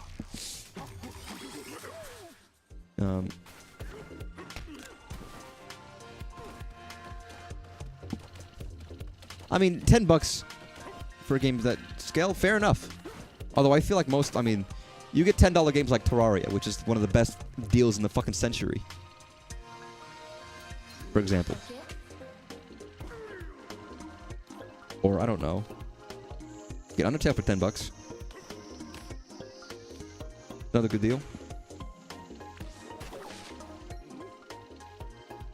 I will say, by mere virtue of being an indie game does not mean it's going to be good. I'm sure that's obvious, but... There's plenty of bad indie games that aren't worth the cost. But indie games are cheaper. There's a more. I mean, indie games are cheaper, and there's more of them. They're not all guaranteed. Some of them are shit. There's plenty of shit indie games. So I'm looking on Steam right now, just curious. And some are short in scale because they're going to be upgraded. I mean, you can talk about, like, Peak is $8. For example. So just for quick aside. Peak is a game where you get to climb. Some people call it landfall. I mean, it's not even an indie game, I guess. I guess it's still an indie game. It's $8. It's a small, relatively small team. And I think those are just publishers. It's a game in which it's $8. You climb stuff with friends. Some call it friend stop. There's tons of climbing mechanics. There's different levels. So right now, it's short in scale and short in scope, relatively speaking. But it's $8. I could buy lunch for $10, and it would be a bad lunch. Repo is $10. Backrooms, Escape Togethers, whatever. Who fucking cares? Nuclear is good. Actually, that's a pretty good game. It's only $6, but it's $2 right now. Labyrinthine is typically $10. It's $4 right now. Digging a hole. That is the ultimate of very basic mechanic, but it was also typically $5. Content warning. I got that for free. Zord is an interesting one. That's $7, which I don't actually own Zord, but I would get it at some point. Gary's Mod is 10. By the way, Gary's Mod got an update. Now you don't need to have Half-Life or any other games installed to have all the assets for those games. Not that if you don't have Half-Life 2 or whatever. You don't get the maps, but you do get all the assets from Half-Life 2 in Gary's Mod by default now, which is nice. And other games too. Thanks. Valve was like, fuck it, just take them. Valve was like, fine, whatever. Games Forged in Germany. Octopath Traveler franchise sale. Every time I go to Steam, it's like, okay, you know what? I'm not hovering over Man of the House. You know what? I'm gonna hover over Man of the House. I'm gonna not show that on stream. What is Man of the House? Sexual content, nudity, mature, NSFW. Okay, you know what? I'm not gonna look any further. Don't look at that. Celeste is $20. Hollow Knight is $14. Geometry Dash is $5. There is obvious variance. Dun, dun. There you go. I always look at the under $10 ones. I should be careful that there's no fucking Zorno. Oh, guys, Borderlands 3 is $5.99 right now. That's right, everybody. Borderlands 3 is $5.99. Any takers? Outer Worlds is $7.49. He is Coming is $10 right now. Apparently, he's actually genuinely very good. These are games on sale. Some of them aren't always $10, but Left 4 Dead 2 is $10. Borderlands 2 is $5. That actually might be worth picking up. Let's see. Kingdom Come Deliverance is on sale right now. 80% off. It's $5. Chain Together is $5. Little Nightmares is $10. I don't want to know what College Kings Episode 1 is. That is totally fucking Zorno. Nothing against Zorno, but I don't want to be showing Zorno on stream. He is coming. Naruto 2 Boruto Shinobi Striker is $5 on Steam. Tower Wizard. Oh, I own this game. Talking about $10 or less. There's some good games in here. There's some games that are worth more money. There are games that are worth less. In terms of, like, relative quality. It's up to you to decide whether it's worth it or not. And I'm pretty selective on the games I pick up. Even indie games. Even if they're a $5 game. Even though $5 and $10 aren't that much money, realistically, for what a game could give you in terms of content, I'm still fairly hesitant. And I know that there are games I bought that are indie games that are way more worth their money than other ones are, just relatively. Obviously, it's inherently worth the price if I decided to buy it and to say it's okay, but there are absolutely some indie games that are like, no, this was more worth... This gave me more content, more bang for my buck than other ones would have, relatively. You know? There's some games where it's like that. There are some games that like barely make the cusp of this was worth the money I paid for it, and there are some where it's like I can't even get the most. Like this is more. Like I don't know how much I paid for Subnautica, but I think it was probably worth the price. No idea how much Subnautica cost when I streamed it. Can't remember. Oh, please don't do this, dude. Oh, okay, never mind. That helps. But I'm fairly certain that it's relative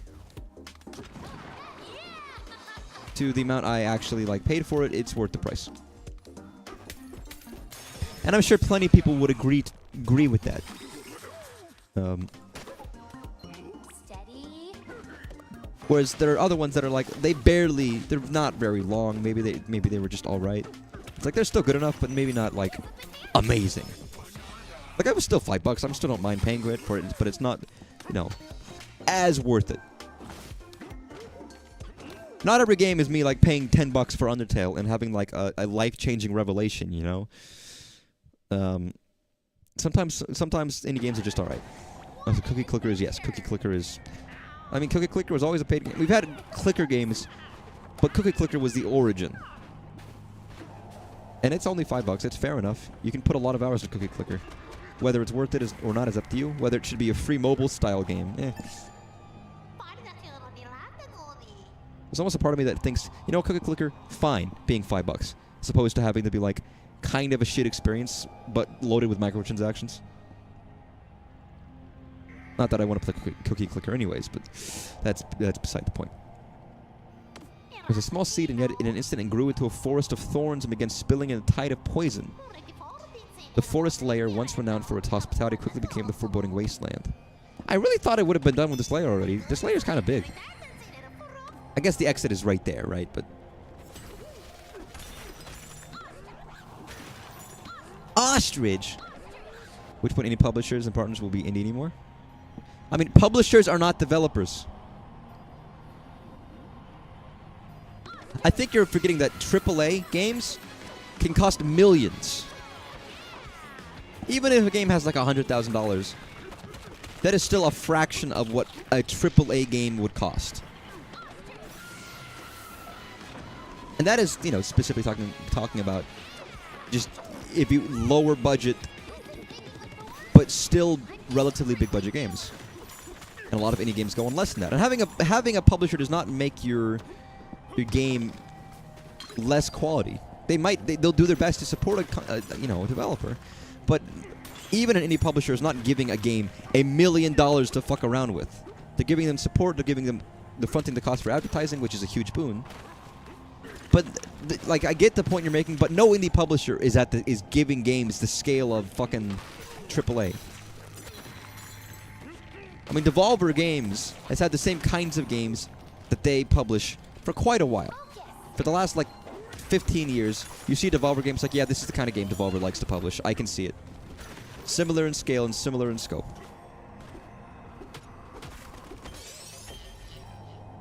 Even Double games have budgets in the millions, exactly. What people call a quote-unquote small team can have a lot of money. What happens if AAA publishers stop buying them out? Then they're not indie anymore. But also, they're different. I mean, Subnautica was bought out, right? Subnautica's not indie anymore. That's fair. Minecraft started as an indie game. Is it an indie game anymore? No. It stops being an indie game. There's no stretch of the imagination that you could call Microsoft, who develops with Mojang, Minecraft an indie game. But it started as one. That's fair.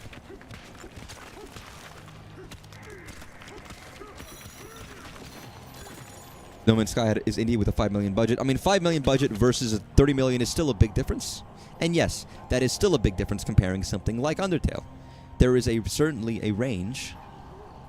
And the scope and scale of No Man's Sky. And also, how was No Man's Sky? Was it fully published too? Actually, I'm sorry, I actually don't know the story behind No Man's Sky.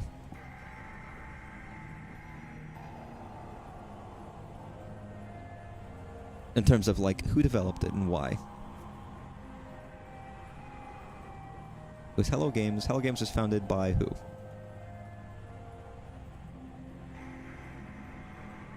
That's right. This was former EA developers. They released a game called Joe Danger.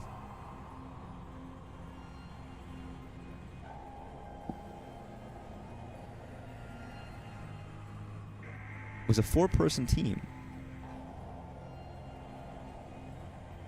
Sony Interactive obtained publishing rights.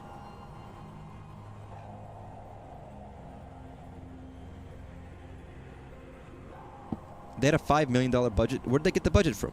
Was it when Sony obtained publishing rights for the PS4 for No Man's Sky? Did they provide $5 million? Or where did it come from?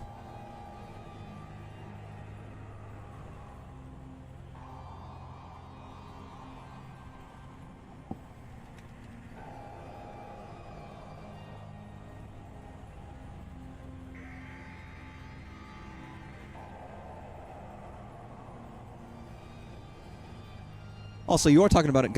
I'm assuming you're talking about No Man's Sky not just on its initial release, but No Man's Sky on the period of time it's been developed for. I don't actually know. Maybe I don't know. Maybe I have no idea.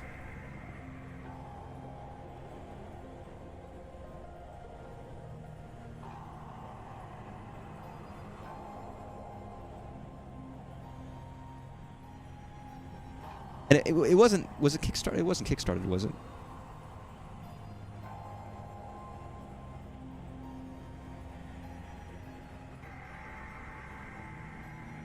And I guess it's still a company. They presumably made money from their previous game, which did well, Joe Danger. I mean, you could call it an indie studio versus an indie developer. They're still an indie studio. They don't have the scope and scale of having millions of dollars. I mean, if No Man's Sky failed, the company would shut down. I would say it's probably a pretty easy thing to say. Hello Games would have been dead at that point. It didn't fail, and now they can continue, and the company starts growing, and maybe at a certain point it starts becoming not an indie studio. Hell, like id Software, we used to be like 5 guys in a shed, but it started releasing shit like Doom back in the day, and became bigger, and then became a bigger company. Now it's a big AAA, fully fleshed out company. That's kind of what happens. Companies do well, they grow. If the companies, people making them want them to grow. But what's your point? Sorry.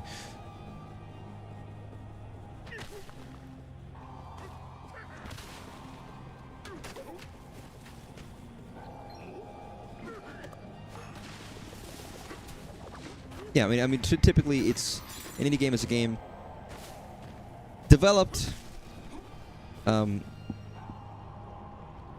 a smaller scale company and/or team,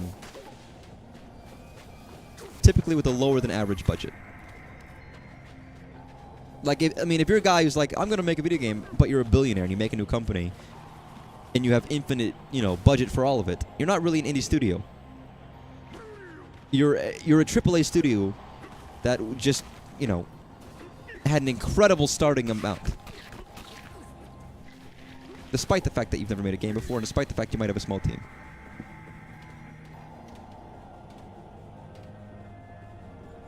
Like, there's some companies, like Simogo, the company who made Lorelei and the Laser Eyes, didn't used to have a publisher. They started making very small games, mobile-esque games, that were good, and have made bigger and more impactful, more interesting games as time has gone on, and now have Annapurna as their publisher.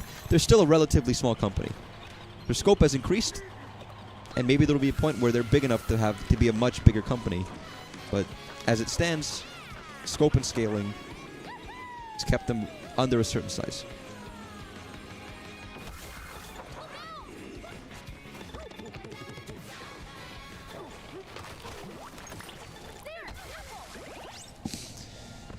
There's a vagueness of it too when it changes in the case of somebody, Hades guys. Oh, Supergiant.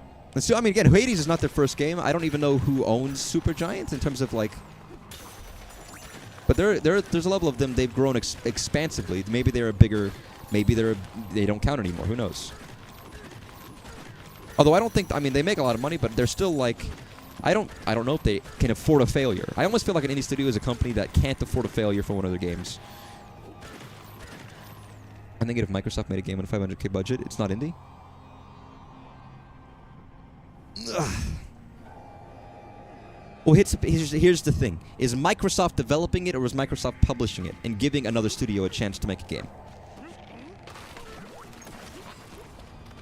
If Microsoft is like, hey, guy with a game idea, make this game, I'll give you $500 for it, that's pretty nice. I think that might be a special case where maybe, Microsoft might own the rights to it.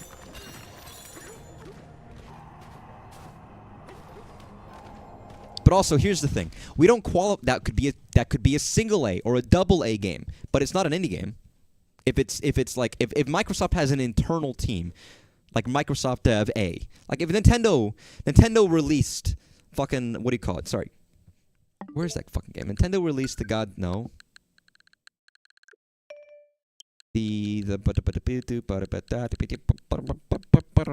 fucking Nintendo released Nintendo Switch Welcome Tour, right? That's not an indie game just because it's a small scope, small scale game. You could call it a low budget title, but it's not an indie game. People can make cheap, like big companies can make cheap. No, it's not the jump rope. I do have the jump rope game. That was free. That was fucking free. Like I don't know if you would really call HAL Laboratories AAA, but they made part-time UFO. It's not an indie game. It's a low budget game. You could call it a single A game if you wanted to by a major company, if you so chose. But like even Nintendo, everything they put out doesn't mean they're all AAA titles. The AAA has no stance on an indie game. I mean, you could argue, if you really wanted to argue, that there could be AAA indie games, but I don't think that's. I think that kind of doesn't credit it. They feel AA, but Nintendo is in a really weird spot. Yeah, and the relationship between HAL and Nintendo has always been weird for the fact that they're not actually beholden to each other, despite the fact that they've had a lot of crossover in developers, and they used to be in the same building, and they used to like collab a lot, and I think they still collab a lot. I don't quite know where they stand, to be honest. I mean, Nintendo's a good example because they release some very expensive, big budget games, but they also release a lot of cheaper titles relatively in terms of development cost.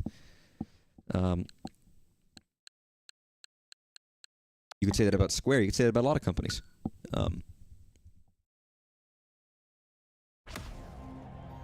So price alone is not the only factor in deciding whether or not it's an indie game. I do love HAL Laboratories, though. They're such an interesting company. I didn't like Box Boy very much. I'm going to be honest. I own Box Boy, the Box Boy collection. I'm like, I don't love this game. Something about it, like, itches me. Where I did some of the levels, I was like, I don't know if I want to keep doing this. You'd think I would like it. It's a fun little puzzly game, but something about it was like, I got tired of it. I did like a decent number of levels for it. I just didn't finish it. Sorry, QB. Not for me. I don't know. But obviously, HAL does Kirby, and I loved Part-Time UFO. I think that is a fuck. I would love a sequel. I would love a sequel to Part-Time UFO. Part-Time UFO. Rock on. Woo-hoo! I always thought it would be a good company to work for if I ever wanted to work in Japan at a games company. HAL. DK, you awake? Always. I was thinking, ostriches can't really fly, right? So, isn't it weird that, you know, never mind. Good night. Good night, Pauline. Yeah, don't worry about it. Don't voice your opinions. It's fine. Don't worry about it. Just don't think. Don't think. Keep your brain empty. We're in La La Lulu, Alice in Wonderland land. I mean, we don't know how Pauline became a rock, but in my mind, this is like Alice in Wonderland, where she fell down the hole, the rabbit hole, the knot hole inside the tree, and now she's in like Alice world, and things are all topsy-turvy, but she's having a good time regardless. That's my imagination. I don't know if that's true. After we notified the hotel staff that we were departing, they surprised us. The full staff of the hotel appeared to extend their thanks to give us a proper send-off. Not only that, the manager who founded the place personally escorted us all the way to the sinkhole. Such hospitality. We have high hopes that the next leg of the journey will be just as luxurious. If I shave my leg, is it now a luxurious leg? Not that I don't have the hairiest leg in the world or anything like that. I don't want to like act as if I'm the fucking hairy man in the fucking, you know, in the world, because I'm not. But would that be, by definition, a luxurious leg? Just curious how people would take that. Is a smooth, svelte leg hair reveal stream? You want to look at my leg hair? You want to look at my fucking leg hair? Can you even see it? Is it too, like... You see this? You see this? I guess it's fairly light. I mean, I can see it when I look at it right now, but with the camera on, it looks... You can see like a little bit of shit. That you look at that fucking beautiful, look at that fucking beautiful thigh. That's right. If I were to do that, would I become the luxurious leg streamer? LLS, dude, the luxurious leg streamer. My nickname. That was my nickname in college. Oh no, we got the spike boss. Let me guess, it's gonna be like, feed me. Feed me, Seymour. Feed me all night long. It's not my it is a calf, you're right. I was stupid. I forgot my brain. 'Cause if you feed me Seymour, I'm gonna grow up big and fucking, of course it is.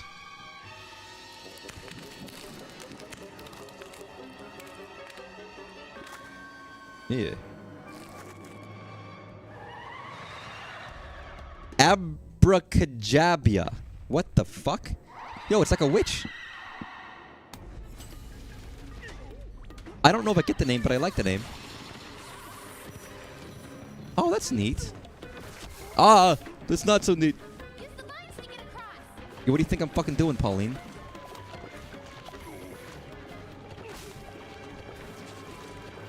Oh, no. Yo, chill.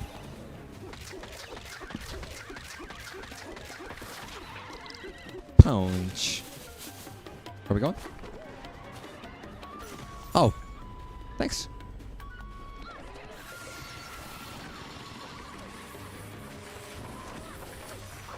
Yeah, you can't just fly, which makes things a lot fucking easier.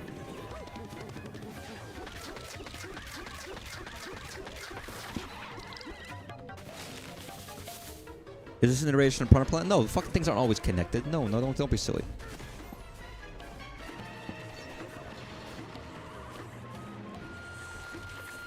Oh, yeah.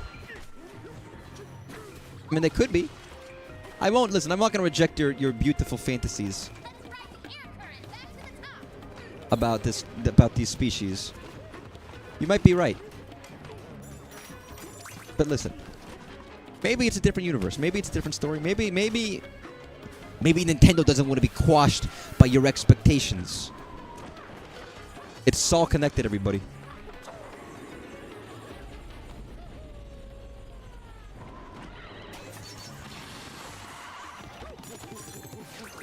Also, this boss is very easy.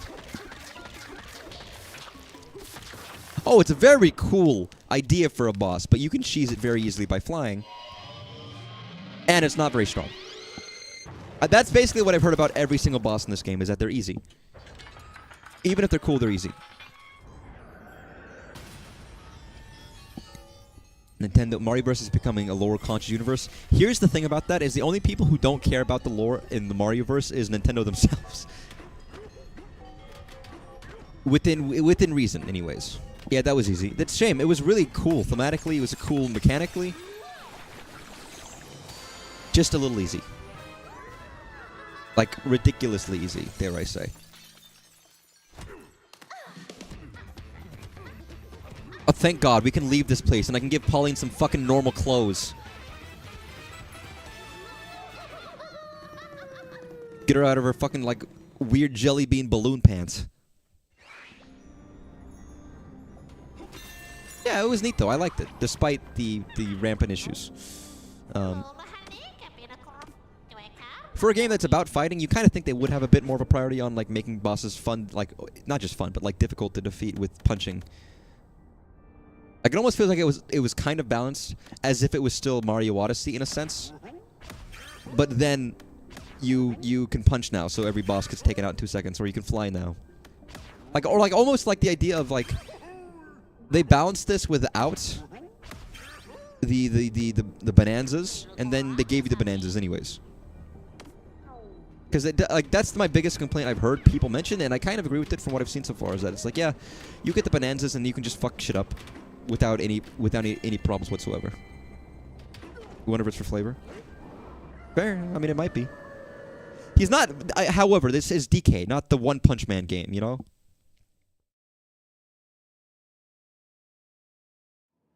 But you might be right. That might be the intent is, look how strong this guy is. He can fucking punch through anything.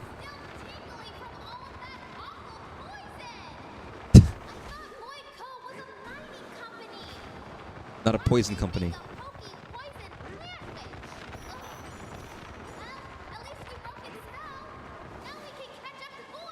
A poison plant witch. Yeah, I agree. It was cool. It was neat as fuck, dude. You know, Pauline, maybe you shouldn't be so judgmental. It was a cool as fuck boss, alright? That's why they did it.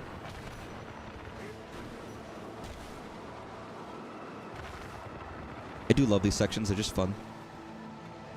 Ooh. I never noticed that there's a thing on the side. I wonder if the main team is afraid of tougher bosses? It might be. Worried of ostracizing like people, but the bosses are the points of bosses are challenges, you know? It's DK, but DK should feel strong too, because the rest of the game feels really strong. Like we're moving through mountains, like Echo the Dolphin moves through water. That's true. Abracadabra is no more than a spiritual cousin. There's never any... Oh, well, whatever.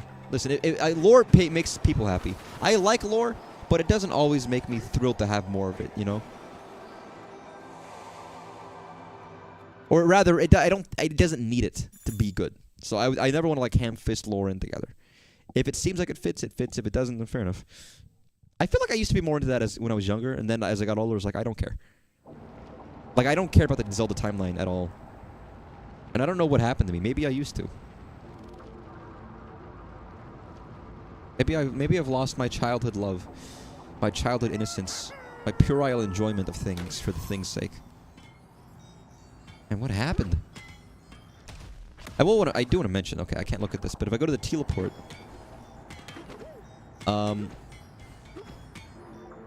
I guess I could go back to the previous junction and go to the ice world if I'd want to. Odyssey made you do like both, and maybe I will have to.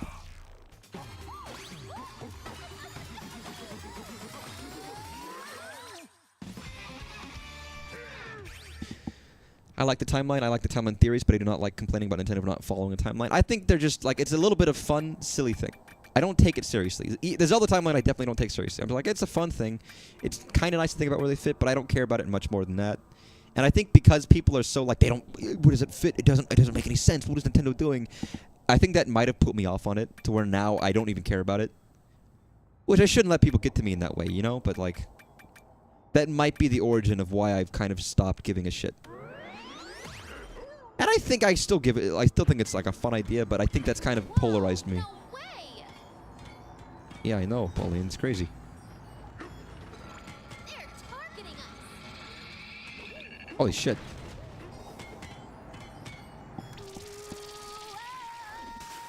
I was gonna say, until this, I was gonna wonder if like you can't go down until you go back to ice. You have to go, so you have to go up to go back down. But I don't think that's true anymore. So, like some of the Tears of Kingdom theories, and sometimes I might have a laugh. The Shikateka is gone because it wasn't needed. Okay, Nintendo. Yeah, they don't. They really just wanted. They prioritize gameplay. I don't care about them prioritizing lore, but I wouldn't mind if they prioritized story a little bit more. And they're trying. I do think some of the execution of some of their stuff recently is still worse than some of the stuff they managed to back in the day, in some cases.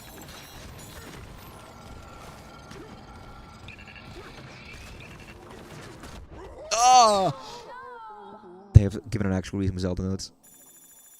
Fair enough, I haven't gone through all the Zelda notes. I haven't played, since I got DK, I have not, I haven't had Breath of the Wild in the system yet, again, so I haven't finished my replaying of Breath of the Wild.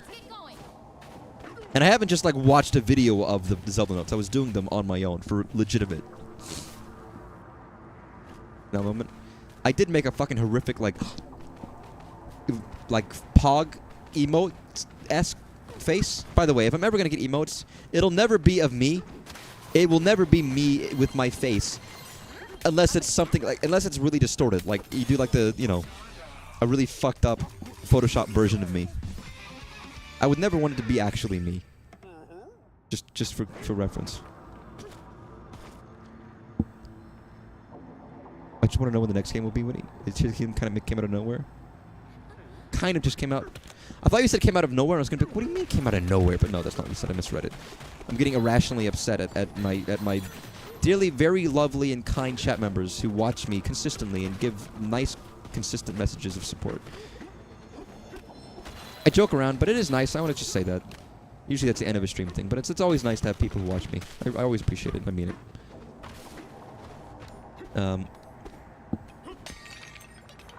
It does mean a lot.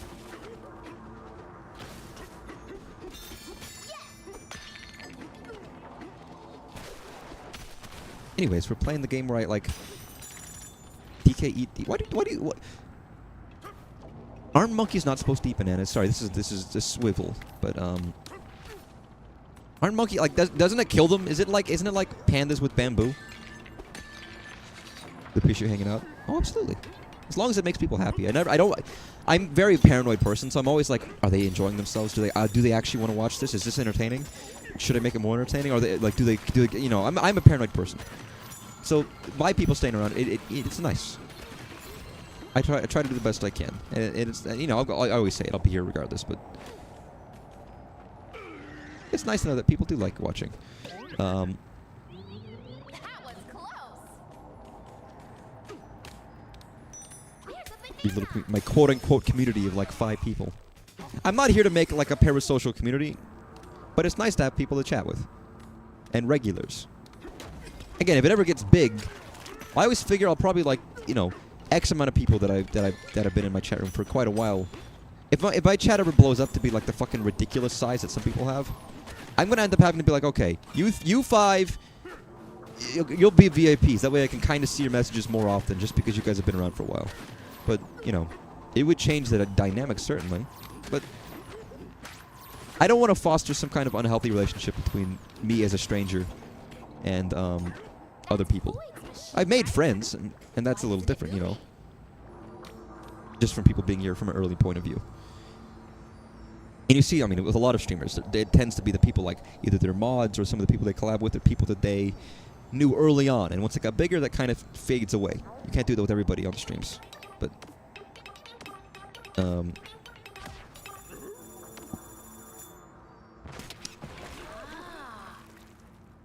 yeah. I don't want the fuss of that. That's why I don't read follower announcements.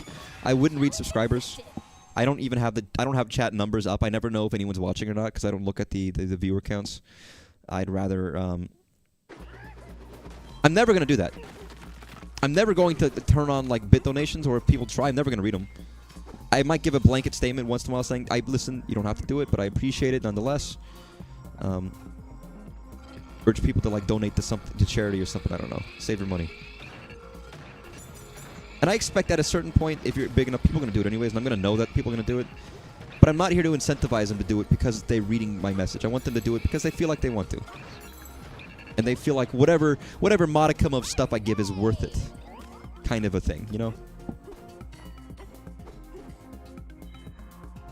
And that's, I mean, again, it's inherently like, you could call this internet busking for people who take this as a job. But I don't like the idea of guilt-tripping somebody into giving me money, in a sense. And some streamers do that, and it's like, what the fuck, man? And that's just like, don't be guilt-tripping your audience. And listen, some people do it for different reasons, and I'm not going to get critical for someone who has to get that bag. If they have the expenses, they have money, so they need to do a subathon or something. But I don't ever want to have to get to the point where I can do that, because I just don't want that to be the kind of stuff in my. I guess that's culture-wise. There are streamers where the community is more about the streamer than the community, and vice versa. Well, I mean, the best thing I can do is foster communities based around myself. I don't like, or rather, like, I want to, you know. I support this stuff. I want people to be nice to each other. I want people to be respectful to everybody of any kind, and I would want to facilitate that for people watching me. I don't like the idea of someone, real horrible people watching me. That would make me upset, but... You okay? I mean, I would like it if people, like, if there was ever a point where people could utilize things like my Discord and in my chat to talk to other people. I don't want it to just be them and me. I would like it if people could talk to each other. There is stuff like that. There's obviously people make Discords. I always talk about Varg, Skeletor, or Joel. He uses his chat room, his Twitch chat, even when he's not live, to just chat to each other, you know? You can go in there at any time, and there's a huge bunch of people who are just chatting, talking about games and shows and stuff, and the streams, you know, as a unifying point. But people talk to each other, make friends and stuff, and I'm not good at that. I can talk to people casually, but I don't get close to people because I'm not good at that kind of a thing. Hey, yeah, welcome. Played Pokemon Generation 3 for the first time. What is Gen 3? Is that Emerald? Is that Fire Red? No, that's not. No, it's not. Is that so that's Emerald, ain't it? Because you got Red and Blue, you got Crystal, and then you got Emerald. Hoenn with the Hoenn trumpets. I was like, which? I actually have played Emerald. I've never beaten Emerald, but I played it. I have played it to a point. I don't want to say I got bored, but I got tired. I was like, oh, I think I got near like a water area, and I was like, I'm kind of like by the ocean. At a certain point, I stopped. I wouldn't mind playing it properly. I always heard like Emerald was like, oh, this one's the best one, everybody. This one's like the goated one.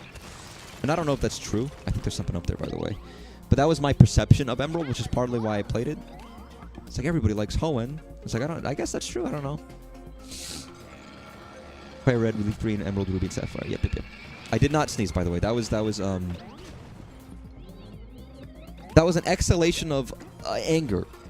By the way, I will probably stop streaming soon, but that's just because it's been 2 hours, and I gotta get up relatively early tomorrow.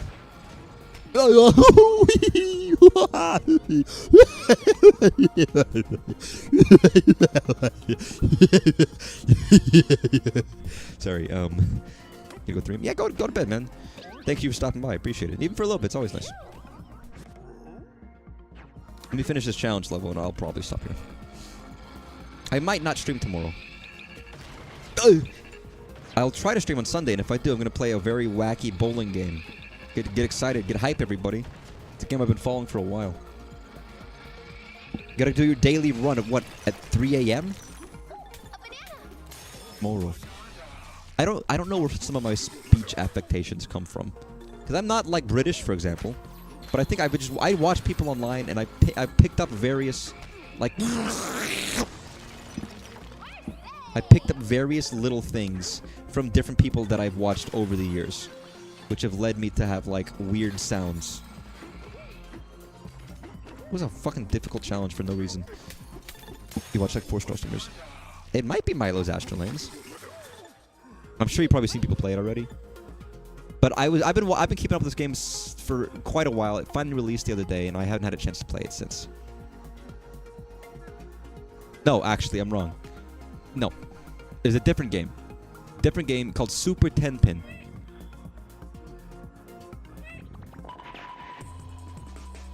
Which is I would imagine is a similar vibe. Just by the way, you're just bowling. I'm just showing a different game entirely. Bow like never before.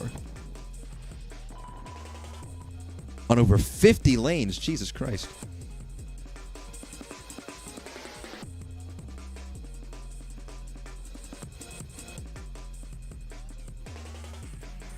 Powerful abilities. Nice. Oh, this looks good. Also, that was very loud outside. This looks even better than I remember seeing it when I got it. Roll tech. Maybe this is more Sega coded than Nintendo coded. It is 90s coded.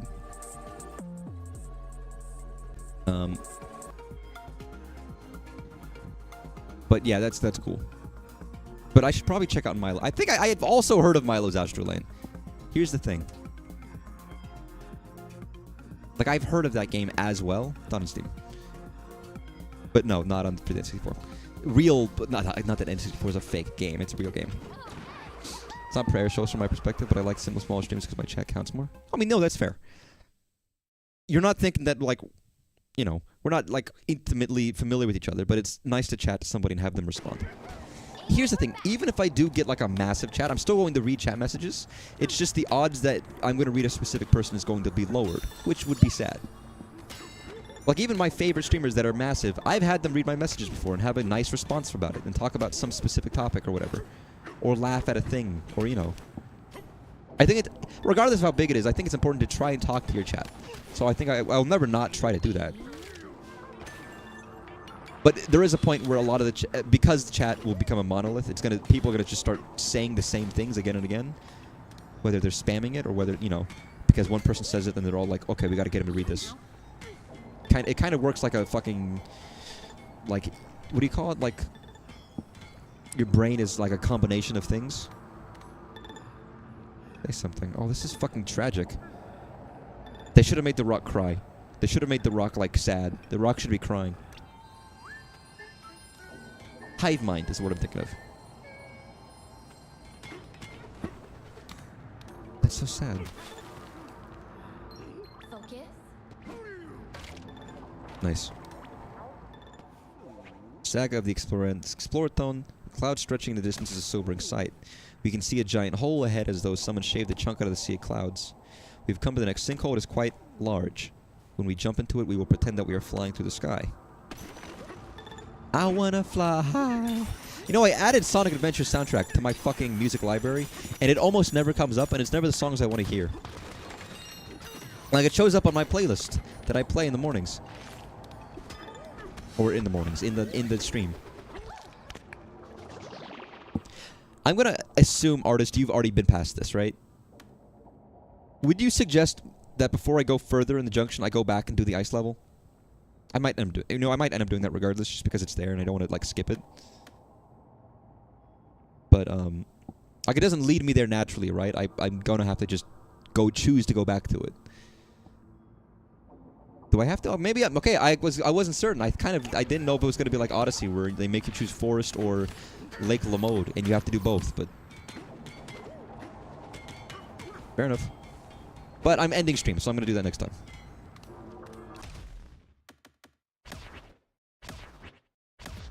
$249 goddamn bananas. That's a lot of bananas for however many hours I've gotten this game.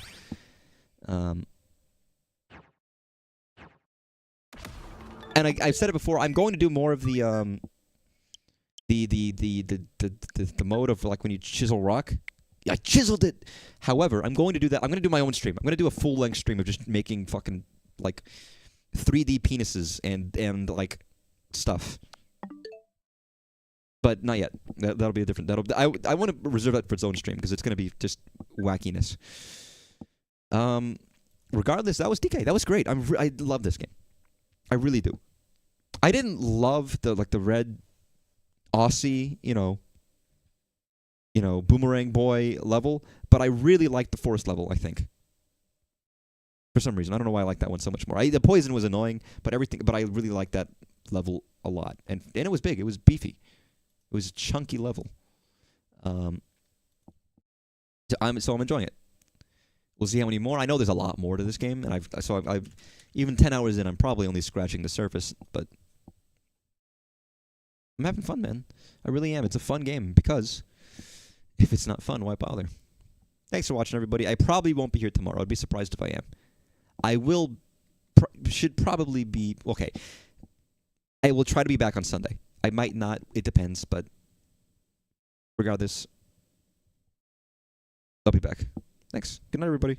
Everybody go to bed, get some sleep. Everyone be not bright and early tomorrow. Bye-bye.